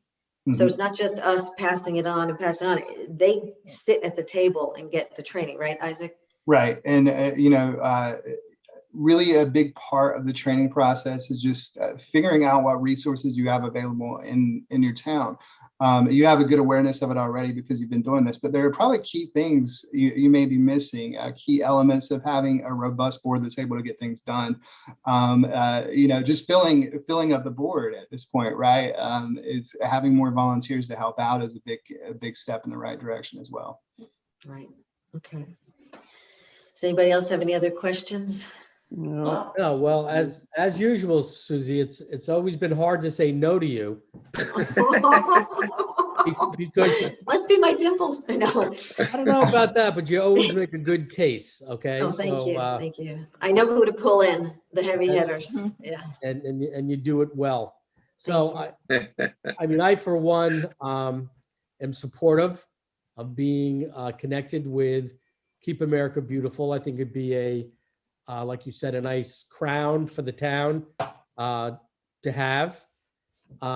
We can work. I think the next steps should be, Bill, you, and maybe Isaac sit down and come up with a recommendation back to us. Yep. I think the initiation and the annual dues, we can, as a town, deal with that. But as far as, who's the affiliate? Is it the town? Is it the task force? Kind of mull that over. I think Roland, you can be available to Bill if he has any questions for recommendations. But once you guys, come back with something that the town can act on, at the next meeting, we can do a budget. I don't even think we need to approve a budget transfer. A rounding error. Yeah, right, exactly. So, but Susie, once again, you and your volunteers, I know how hard you work, and you see all the trash in town. I'll tell you, a lot of people don't see it. I'm of your ilk. Aware. Yeah, I do see it. I stop, I pick up this. What's this doing here? I'll call the highway department as you do. It's something you got to keep at it. And the fact that, the town does not allow fast food restaurants, that's one of the major reasons we don't allow that, because we don't want people grab and go, and by the time they get out of Somers, they're tossing. But what we are finding is people driving through our town have no problem jettisoning their fast food Have wrappers. to educate people driving up Quaker Church Road. It's a Mhm. slight hill and everybody rolls down their windows and jettisons stuff out. Yeah. Susie, Yes, I'm Tom. going to reiterate what Rick said. It is impossible to say no to somebody who has such a passion for keeping the town that she grew up in clean, who, really changed the whole face of the litter task force when you took over. And I know you have, and this thanks goes to everybody who's on it, but let's face it, 8-9 years ago, you were the one who went out there. And it's like Rick said, this is a small price to pay for somebody who has been so involved and has given so much of her time over 9 years to do this. So we thank you. We hope it hope it helps and gets a new revitalization into keeping Somers clean. You're a Yeah, voracious do get back to us with your recommendation. The sooner. Hey, Susie, did you say that you're doing it monthly? Start out, I think first it was either November or Once a year. spring or both. and now Right. it doing monthly. Yeah, We we're did, trying. well, way back, remember we used to have Lions breakfast? We missed that so much. Yeah, We that's did right. once a year, then we went to twice a year, spring and fall. Then with the new blood, I have to give Louis. credence here to Louis Eckera. My gosh, he came on and he just said, let's get this going. And Louis just, he's the silent partner sitting there watching, but man, I tell you, new blood is what we need. The youngest, our task force is getting up there. And so when Louis came in, he's like, let's do this every month. And I'm like, what? Are you kidding me? I'm like, oh my gosh, I can So our inventory went down really fast. But we're doing it, and yeah, I mean, and that's why you guys, when we did Route 100, you saw the crazy last month, but we got through it. And I've got to give thanks to all the people who worked on 202, because it wasn't the easiest road to clean, and the women's club always party somewhere. But Louis got us going every month. Now, he's our director of events, so June is going to be another. What we have to do is go around and see where the worst, and you guys can help us too, be the eyes and let us know what roads really need help. So Louis, thank you. His new blood is amazing. New blood. Thank you, Louis.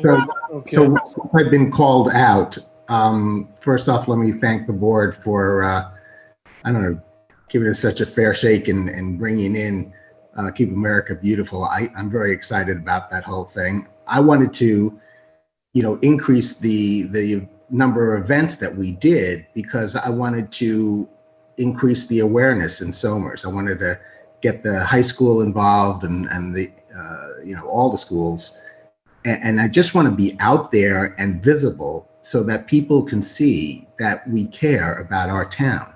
And I'm hoping some of that rubs off on the other residents and the non-residents coming through our town, so people stop littering. We got to change the behavior of people. It's not just how much garbage we can pick up, how much garbage can we prevent being littered. And this is where I think, Keep America Beautiful really can help us. That's what I'm hoping for. Right. Okay. So I think what we've heard tonight is a path forward with a relationship for Keep America Beautiful. I think the board, I've heard, is in full support of this.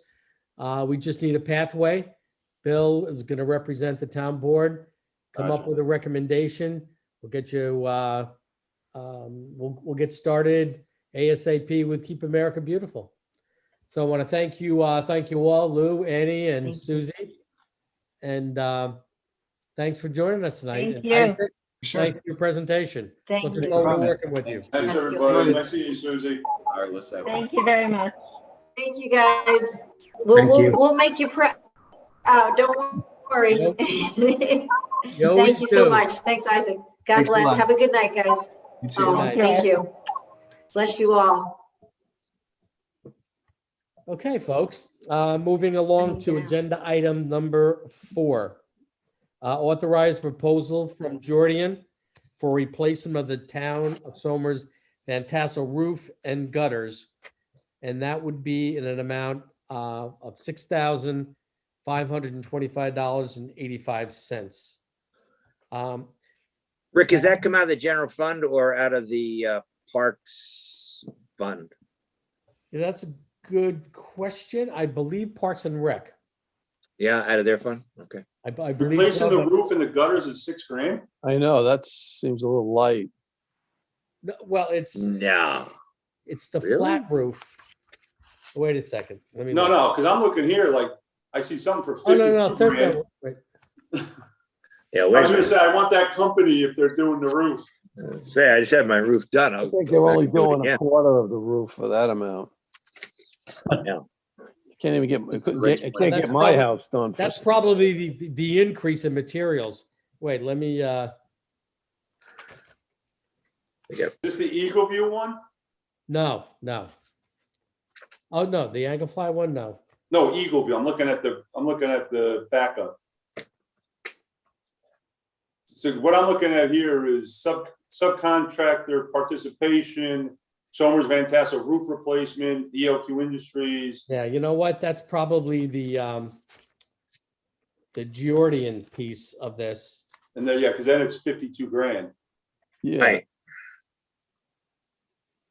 Yeah, so yeah, here it is on back part of the backup, subcontractor participation. So yeah, it's the ELQ, who's the contractor, is $52,185.30. how much are those materials? Shingles 19. Rick, I know we're going to Yep. do it, but so what's the number? 45,659 that I'm saying. Okay, so that's, I believe, if you add to that the number that I did state, which was Georgian's piece of this, That's the 52. yes. Okay. No, it's 6,525, Yeah, but I'm saying, yeah, when you add that to the 45,000, okay. right? You get up to the 52, right? Yeah. So, Alright. you know, and this is, we're using Georgian for the first time on this. They take on the project for us. And that, you know, for a fee, but according to their schedule, you know, they keep the contractor on schedule. You know, this is something that the building department doesn't have to manage. So yeah, they're saying between about 6 weeks, construction end date. And it's pretty- so how is, and I apologize. I mean, they do, How is ELQ involved? Or is that just, it happens to be in the middle of it? sounds like Guardian's the sub, is the, So ELQ is General a contractor and Guardian's going to be the sub, so to speak. Correct. Okay. Okay, thank you. now, we had a bid on this? Is this like the result of a bid or? This is Okay. what you hire Georgian, and they go through this process. Yes, What were you gonna say, Patty? I'm only gonna do like a really layman's explanation here. Very good. I did sit in on their presentation. So what they do is they piggyback off of all like state, county, big city bids and to get these to get the lowest prices so that we don't have to bid out the project. Okay, And ELQ is the company who has that low bid at this point. okay. All right, so That's the best explanation I can give right this second. Sorry. Patty, that's That makes sense. spot on. So it saves us going through the bidding process, us creating the specs, and you know, this can get done in 6 weeks. And it leverages all the other government contracts. And they manage the whole project. So we don't manage the project. They answer to us, but we don't manage it. Okay, great.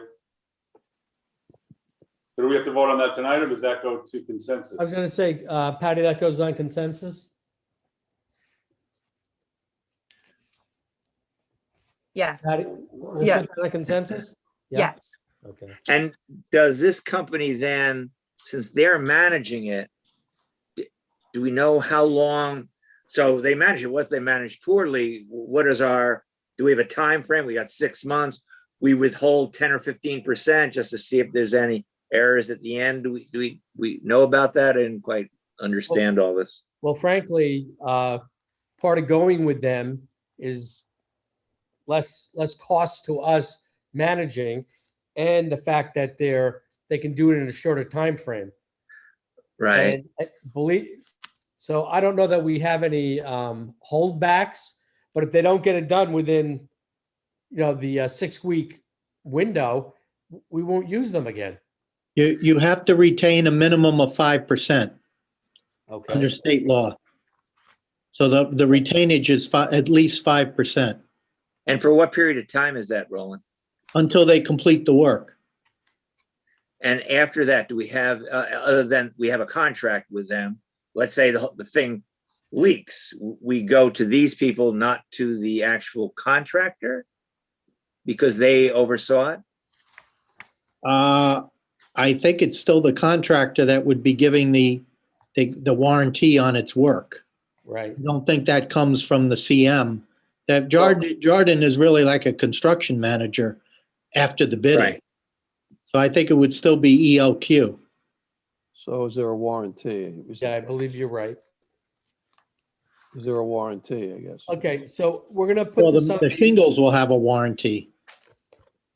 Right, we'll put this on the consensus agenda with the proper amount of the total contract, which includes that 6,000 and the 40 some odd for the actual roof. So it'll be a total number on the consensus. Does our building inspector, he's not gonna manage this, but does he go out and do Sure. a site inspection? Yep, I'm sure he will. That would be important. I would think, yeah. That would be the check and balance. I would hope. Well, for the- Yes. especially since we're using them for the first time. So, All right, well, that would be our expectation, that he goes out there and checks it. okay. All right, Please. so item number 4 will go on the consensus agenda. Number 5, acknowledge receipt of a request from Jody T. Cross of Zarin and Steinmetz for a 90-day extension for their application for site plan approval and special extension use permit in the groundwater protection at 265 Route 202, Somers, New York. Tax lot 17.11-1-21, which is the property designation. So we'll move that to consensus. Number 6, Highview Court petition for creation of an MFR 100 multifamily Route 100 zoning overlay district to accommodate proposed multifamily residence use on existing R80 zone, property located at 259 Route 100. So discussion of the full environmental assessment form, part 2, identification of potential project impacts, and discussion of the next steps under seeker. So Roland, we've had at least 2 public hearings on this project. They've been continued pending, submission of these seeker and the environmental assessment. Is that Right. And the law, when I got the resolution, the proposed resolution from David Smith yesterday, it caused me to research whether or not the law had changed, because it has a bit of an aberration in it where to effect a change to a comprehensive plan, or even to do a comprehensive plan update, you have to have 2 separate public hearings just on that topic. So we've already had one. and that's the one that's still open. So tonight you should close that. Oh, you mean 2 separate, meaning open, then- closed? Yeah. Okay. And then you'll have to schedule a second public hearing on the comprehensive plan amendment, which I guess you'll have at your June meeting. And then once that's closed, then you'll be prepared to close the rezoning public hearing and to consider a neg deck under seeker and vote the zoning amendment. Okay, Roland, I can't notice a public hearing for the June meeting because it wouldn't be published till the day of the meeting. Excuse me, I meant July. To do it on the July 8th, Yeah. Rick, because we're already having a public hearing on that day. Okay, so I make a motion that we set a public hearing Close the hearing first. Right.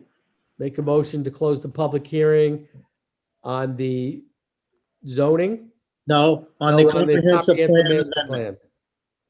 amendment. Yes. All right, second. All in favor? Aye. Aye. Aye. Okay, so that's one public hearing that we've had on it. And I make a motion to schedule a public hearing, separate public hearing on the issue for, what was that, July 8th? 8th. July 8th. July 8th meeting. And then Roland will, between now and then, between you and David and myself, we'll get the steps that we need to take at that meeting. Sure. For his neg deck, and we have the other public hearing, which is continued on the Yep. zoning amendment. Yep, David has already prepared the resolutions for that. So Okay. we'll be in good shape. And I think he's on tonight to go over the part 3 environmental with you. Can I just Sure. ask one more question before we move on? Sure. Roland, is it the same notice for the comp plan? Just change the dates? Yes. Okay, thank you. Okay, yeah.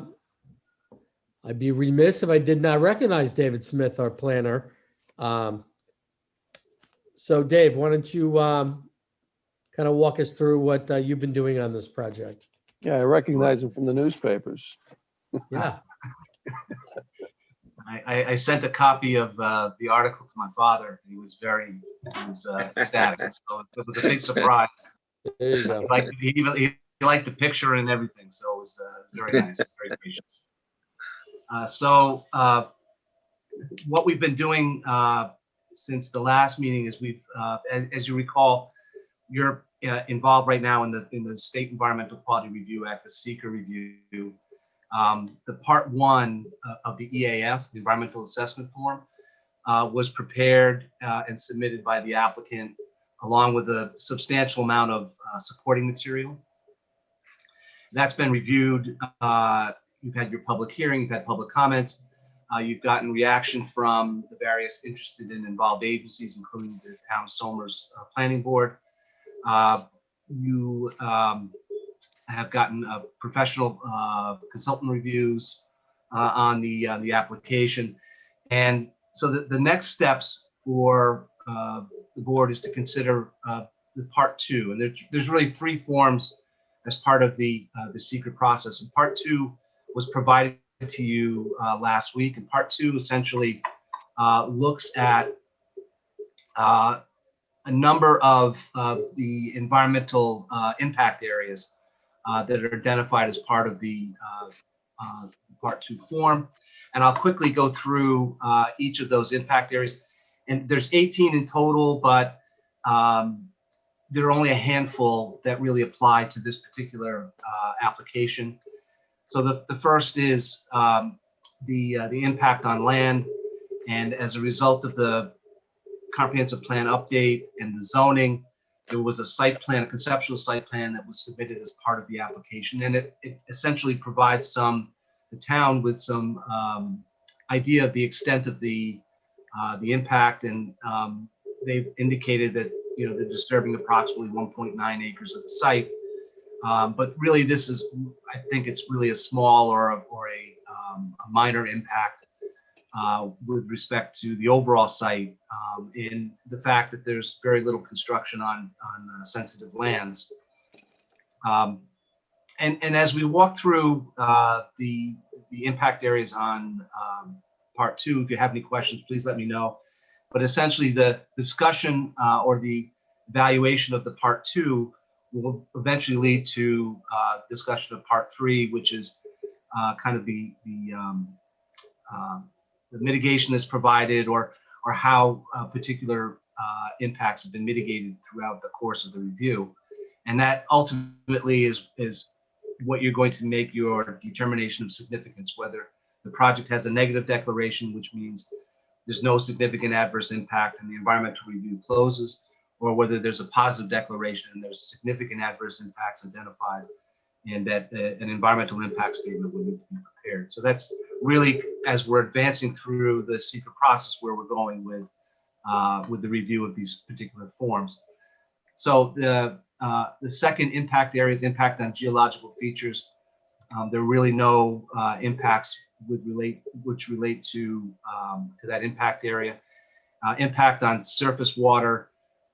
This has to do with impacts on wetlands or water bodies. There's no impact that we've identified as part of this. Impact on groundwater.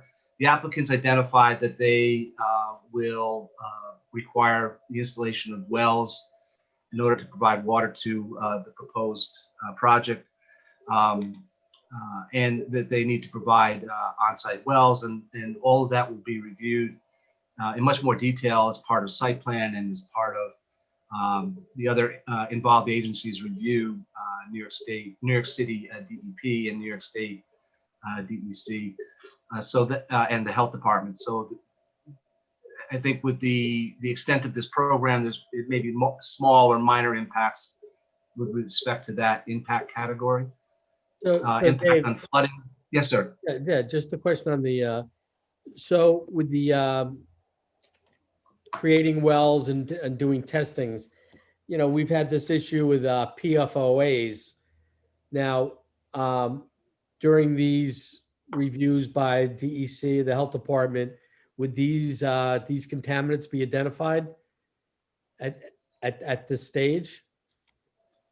If there was a prior history of that type of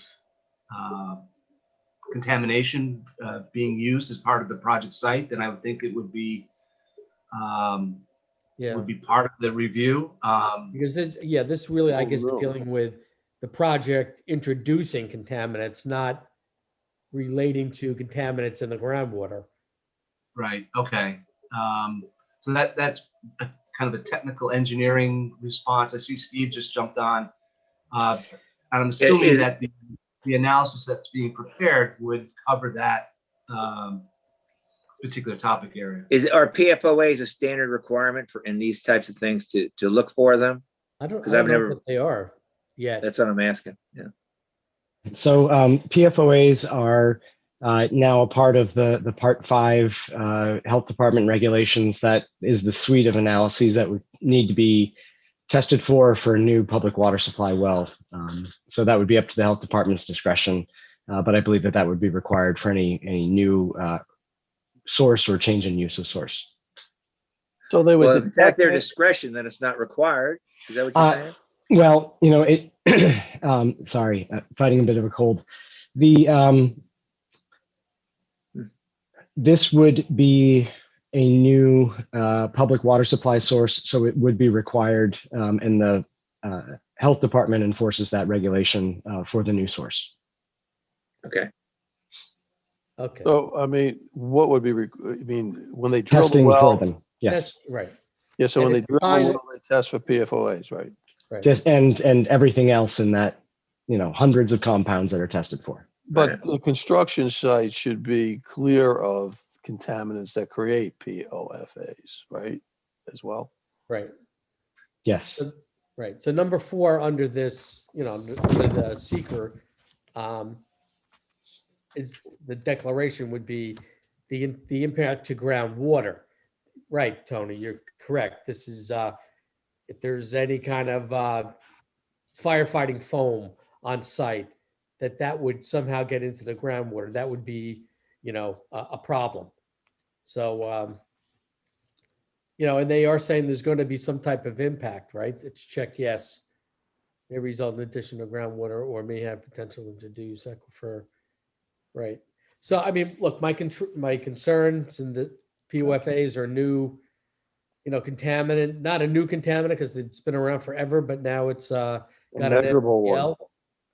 So, I don't want to beleaguer the point. So, Dave, you can continue. Sorry.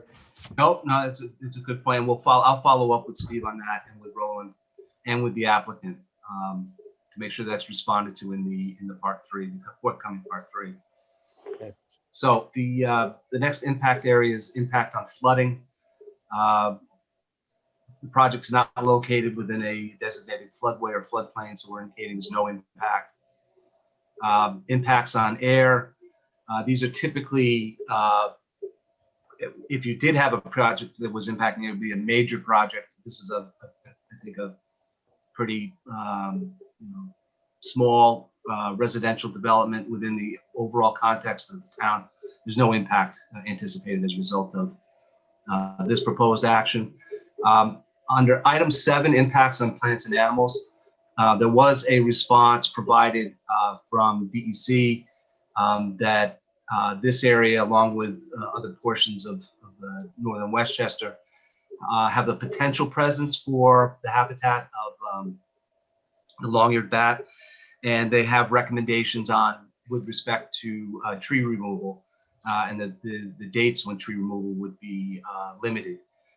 So that would be reflected in the part 3 and the overall resolution of approval. I think it's between November and March or something. That's correct. That's correct. So we've identified that, and that's the mitigation. Item number 8, impact on agricultural resources. We haven't identified an impact, so we've checked that one as no at this point. Impact on aesthetic resources. Again, this is an existing single-family home located along Route 100. We're checking that box as no impact. Impact on historic and archaeological resources. Based on the documentation provided, we're indicating there's no impact. Impact on open space and recreation. The category discusses the loss of recreational opportunities. We're checking that as a no. This is it's private property. Impact on critical environmental areas. There was a critical environmental area was not identified as part of this site, so we're checking that one as no. Impact on transportation. There was a traffic report prepared on behalf of the applicant. It was reviewed by Hardesty and Hanover, which is the town's traffic consultant. The applicant prepared responses to Hardesty and Hanover's comments, and we're waiting just to hear back from Hardesty and Hanover, but I don't anticipate that there's an impact as a result of transportation on that would require an impact of voting yes. Impact on energy. The project really doesn't rise to that threshold, so we're indicating no. Impact on noise, odor, and light. This is a residential development. As part of site plan, I'm sure that the planning board will require shielded lights, or at least evaluate any of those particular types of impacts. But we're checking no. There's really no adverse impact identified. Impact on human health. Again, same thing. There really is no. The project doesn't rise to a level where there would be those types of impacts. We're indicating no. And then the last couple, consistency with community plans.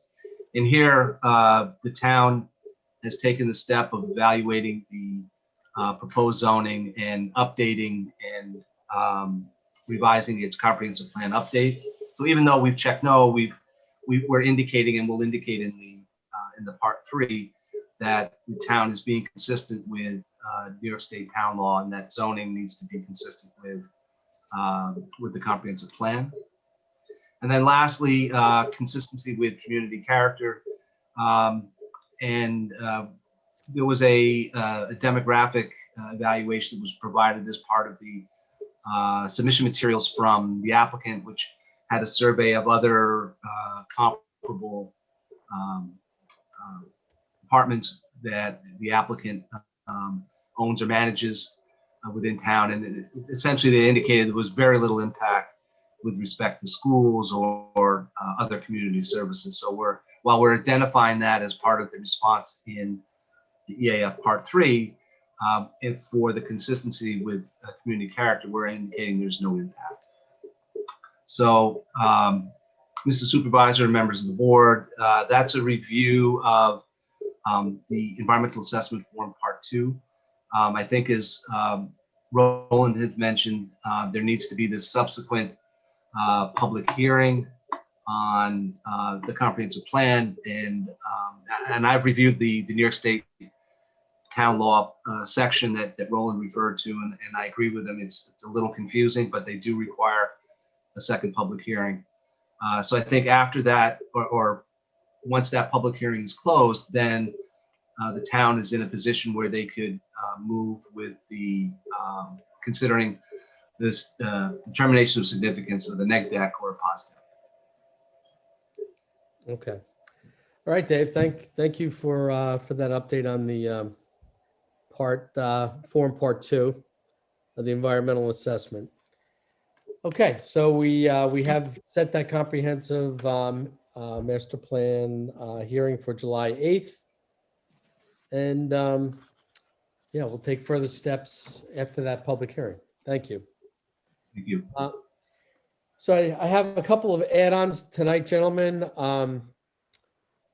Number 7 is a proposal to conduct a study for contaminants at the Anglefly Preserve condos. Just as a refresher, these were model condos built probably in the 70s, I think, and have never been utilized. They've been ransacked, all the copper pulled out. They've been used as party central for generations of Somers youth. Since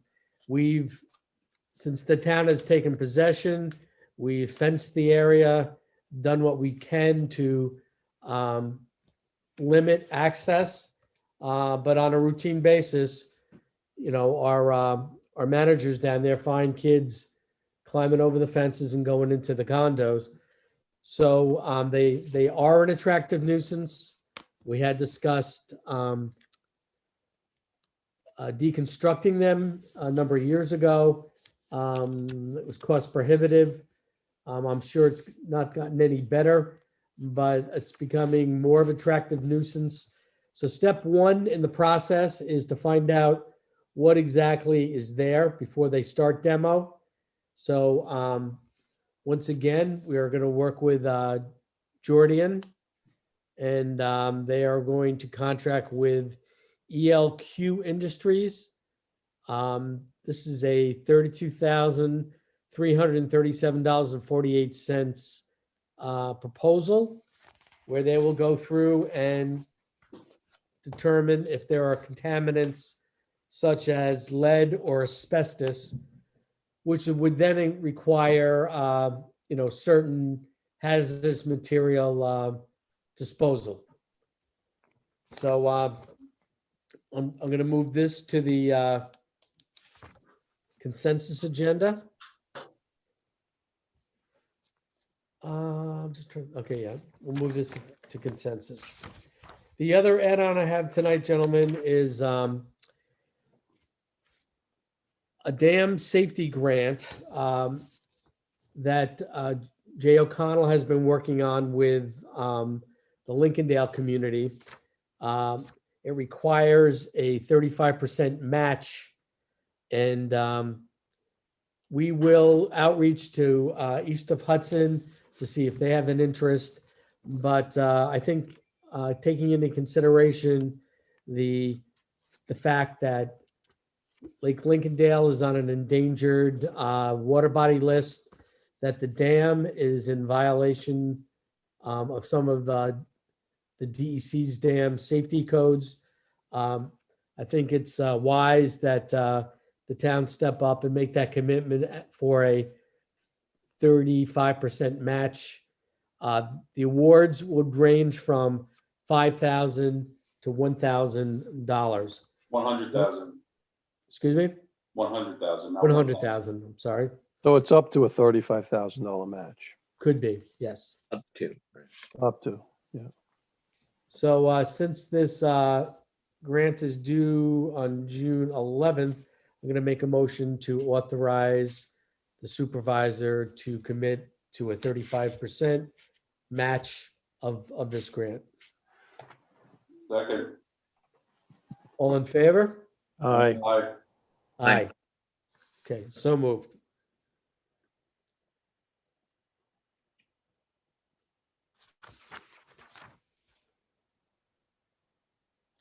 Okay. Okay, which brings us to Parks and Rec. We weren't able to do this last year, but I'm happy to do it this year. Authorize the hiring of day camp staff from June 28th to August 6th and continue to hire on an as-needed basis pursuant to county health counselor to camper ratios regulations per memo dated May 26, 2020. Steve Ralston, Superintendent of Parks and Recreation. Go And for it. we'll move that to the consensus agenda. Number 2 under Parks and Rec, authorize the supervisor to accept with gratitude a $1,700 donation from the Somers Women's Club to provide scholarships for day camp participants per memo dated May 26, 2020 from Steve Ralston, Superintendent of Parks and Recreation. And we thank the Somers Women's Club, and we will move that to the consensus agenda. F under our agenda this evening, request permission from the Highway Department to purchase 5 32 gigabyte iPads at a cost of $459 each. 5 UGA Metro cases at a cost of $39.99 each. Total purchase cost of $1,994.95 plus $26 a month for 5 gigabyte of data plans per memo dated May 13th from Nicholas DeVito, Superintendent of Highways. This gentleman is going to modernize our highway department work staff. They will be able to take direction in the field by using these tablets. So Nick has kind of piloted one of these and found that they are most efficient, and he's making that highway department move forward into the modern age. And this is time is money, and this investment will save us money in the long run. So we'll move that to the consensus agenda for next week. Current vacancies, affordable housing, partisan prevention, upcoming vacancies on our Affordable Housing Board. I'd like to authorize the hiring of John Mulholland as a seasonal office assistant at an hourly rate of $14 per memo dated May 26th, 2021 from Steve Ralston, Superintendent of Parks and Recreation, effective June 4th. We'll move that to consensus agenda. And then acknowledge the resignation of Mr. Arnie Guyot as school crossing guard in the Town of Somers Police Department, effective May 13th, 2021. And that'll be on consensus as well. Under planning, for review, wetland application for Hillside Drive, improvements in Shenorock. Any comments on that from anyone? No comment. Okay.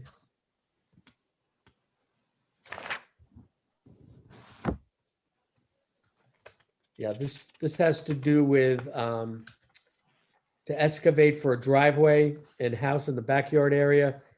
There's a town paper road that needs work done to it. So once again, this is basically our engineering and building departments that'll be working on this. So I think town board have no comment on that. Unless there is a comment from someone. No. Okay. That's it. Okay. Proposed consensus agenda, accepting following bonds per memo dated May 12th and May 17th. $500 bond for incomplete items for issuance of a certificate of occupancy for Mancini Building Corp. And a $300 erosion control bond, Fullerton Wetland and Stormwater Management. That'll be on next week's consensus. Authorize supervisor to execute the extension agreement between the town of Bedford and Somers to provide 80 commuter parking spaces in the commuter parking lot for the term June 1, 2021 to June 30th, 2023. And once again, that'll be on the consensus agenda. Okay, our next scheduled meeting will be June 10th, at which time we will have a public hearing regarding the proposed local law to amend the code of the town of Somers to add chapter 124 to opt out of allowing retail dispensaries and on-site consumption sites as authorized under New York State Cannabis Law, Article 4. So, Patty, I believe you might have some announcements. Okay, I do. I'm just trying to pull them up here. Okay, so drivers are wanted. The Somers Senior Nutrition Program is looking for drivers to deliver meals to our homebound residents. Town vehicles, fuel will be provided if anybody's interested in this part-time position. The hours are generally from 11 a.m. until 2 p.m., 3 to 4 days a week. You must have a clean driving record. You would be working out of the Van Tassel house on Primrose Street. For further information, please contact Barbara Taberer at BTABERER@somersny.com or call Barbara at 914-232-0807. The next announcement is the town of Somers is hosting a blood drive. So this is a rescheduling of the blood drive that we announced previously. It's going to be held on Tuesday, June 29th from 2 p.m. to 8 p.m. at the Somers Townhouse.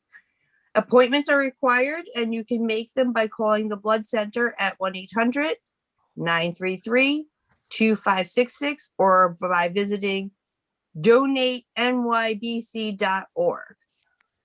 And all COVID protocols will be followed. So for my fun fact of the evening, Rich, don't laugh. I'm sorry. So I don't even know how to begin this one, but on this day in 1980, Darryl Strawberry was drafted #1 draft pick at the age of 18 to the Mets. But don't worry, he became a beloved Yankee. Him and his two other cohorts that, will always live in Yankee infamy. 18 years old. That's incredible. That's incredible. Well, thank you for that. Any other fun facts out there? The royal family has been in the news a lot lately, not always for the best thing, but on this day in 1937, one of the most romantic moments of the 20th century occurred when the Duke of Windsor married Wallis Simpson and gave up his path to the throne and became a heartthrob for many people worldwide. Sadly enough, that one was on my fun fact list, but I went with Darryl Strawberry. Well, yeah, why not? But now I got to shop for a new baseball card for you. So now we know who the true Yankee fan is. Okay, so this brings us to the conclusion of our meeting. I will make a motion to close the meeting and move into executive session. Close public hearing first. Yeah. Or close public comment first. Yes, okay, I'll make a motion to close public comment. Wait, is there anyone there for public comment? No, Tom? No. Paul, anybody there? No, sir. Okay, so hearing no one for public comment, I'll make a motion to close it. Yes, Second. All in favor? Aye. Aye, so moved. Hey, Rick, before you close the meeting, just real quick, I did want to give kudos and thanks to Ray Zimmerman and John Mackey for one of the nicest Memorial Day events we've had in many, many years. We've all gone to quite a few of them over the years. And this was short and poignant, and songs and poems, and the two of them did a phenomenal job. Here, Yeah, here. you're right. I missed the parade. I love the parade, but the ceremony itself was really good. And you're 100% right. They deserve credit there. And who would have known that our friend Marty is an expert harmonica player too. Yes. That's right. That rendition is, I get chills down my spine when I hear him play that. He said that was a short one too. Oh, That was a short version. Yeah, right. And he does have an album out there. He does. no kidding. And that's on it. Yes. Oh, I had no idea about that. We have to get you a copy, Richard. Yeah, I do. What is I it? do. The Sons of Pakalaya. Nikolai- Pakalaya. Oh, I've heard of that. Yeah. I got to check the iTunes store for that. You could check. So are we using the same Zoom link for the executive session from this morning? Should we go back to the old last meeting? Yeah. Yes, I believe so. Actually, I think I deleted it. That's a good point. Yeah. Wait a sec. Either that, guys, or I can end the live stream and just turn the meeting over to you, Rick, and I'll stop the TV and the recording and everything. That works too. Okay, just make the motion to adjourn and I'll do so. Okay. All right, I'll make a motion to close our work session meeting of June 3rd. Second. Move into executive session, not to return, for the discussion of contracts. Second. All in favor? Aye. Aye. Aye. So moved. And good night, Somers. Good night. All right, please stand by, guys. Good night, everyone.